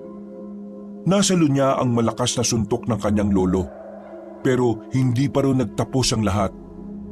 Nahawakan siya ni Mang Tibo sa pakpak. Napasigaw na lamang sa sobrang sakit ang binata nang putuli ni Mang Tibo ang pakpak niya sa kaliwa. Wala kang karapatan na magkaroon ng pakpak. Ang mga taksil ng gaya mo ay dapat lang na mawalan ng kalayaang makalipad. Ang kagaya mong ubod na kasamaan, wala kang karapatang makaranas ng kapayapaan. Anong sinabi mo? Muling umatake si Mang Tibo, pero sa pagkakataong ito, mas nangibabaw na ang kapangyarihan ng mutya ng hunyango. Naging kagaya na ng mga mata ng hunyango ang mata ni Carlito. Mabilis na rin siyang nakailag. Ikinagulat yun ni Mang Tibo, lalo na makagawa na rin ng pag-atake ang binata. Nagawa ni Carlito na patamaan sa tagiliran ng kanyang lolo. Sa lakas ng kanyang suntok, napatigil ang matanda. Hindi ito makapaniwala na makakatama si Carlito. Hindi mo dapat minamalit ang mga nilalang na sa tingin mo ay mahina sa'yo. Yan ang natatandaan kong itinuro mo sa akin nung bata pa ako. Ang lakas ng loob mong dampian ang katawan ko. Pwes! Lo, itigil na natin to. Makipagkasundo na tayo sa mga tao. Handa silang pakinggan tayo sa mga... Malahimik ka! Hindi mangyayari yan kahit na kailan. Pinatay nila ang mga magulang mo, tapos ganyan ang takbo ng utak mo. Paano mo magagawang kaibigan nilang mga taong pumaslang sa mga magulang mo? Anong klaseng anak ka? Ikaw ang dahilan kung bakit namatay ang mga magulang ko. Kung hindi mo lang sana sila pinilit na sumama sa labanan, hanggang ngayon siguro kasama ko pa sila. Ayaw ko ng maraming daldalan. Kung gusto mong pigilan ang gusto kong mangyari, walang ibang paraan kundi ang patayin na ka. Mas bumilis si Mang Tibo. Sa sobrang bilis, nahawakan nito si Carlito sa muka at saka binagsak ng malakas sa lapag. Hindi pa ito nakontento. Pinagkakalmot nito si Carlito sa dibdib at sa tiyan. Nang makalayo na si Carlito, duguan na ang kanyang buong katawan. Pero hindi pa rin siya nakakaramdam ng kahit na anong takot o kaba. Sa puntong ito, buong buo na ang kanyang kalooban. Kahit na anong mangyari, hindi kita hayaang manalo. Ang lakas ng loob mong magsalita ng ganyan. Nakikita mo ba ang sarili mo? Wala ka nang kayang gawin. Kahit ang mutya na pinagyayabang mo, wala rin kwenta. Umataking muli ang matanda. Mas mahaba na ang kuko nito sa puntong ito. Handang-handa na si Mang Tibo na tapusin ang kanyang apo. Pero sa hindi inaasahang pagkakataon, bigla na lamang nagbago ang ihip ng hangin. Nagawang makailag ulit ni Carlito. Nahawakan niya ang pakpak ni Mang Tibo. Buong puwersa niyang binali ang 2 pakpak nito. At dahil sa kanyang ginawa, nakita niya ang biglang panghihina na matanda. Gumewang-gewang ito. Pero hindi pa nakontento si Carlito. Makailang ulit ang pinagsusuntok ang kanyang lolo hanggang sa tuluyan na itong mapahiga. Hindi na ito makabangon pa. Lolo Tibo, ayaw ko kayong mawala. Kahit na ano pa man ang nangyari sa atin ngayon, kayo pa rin ang lolo ko.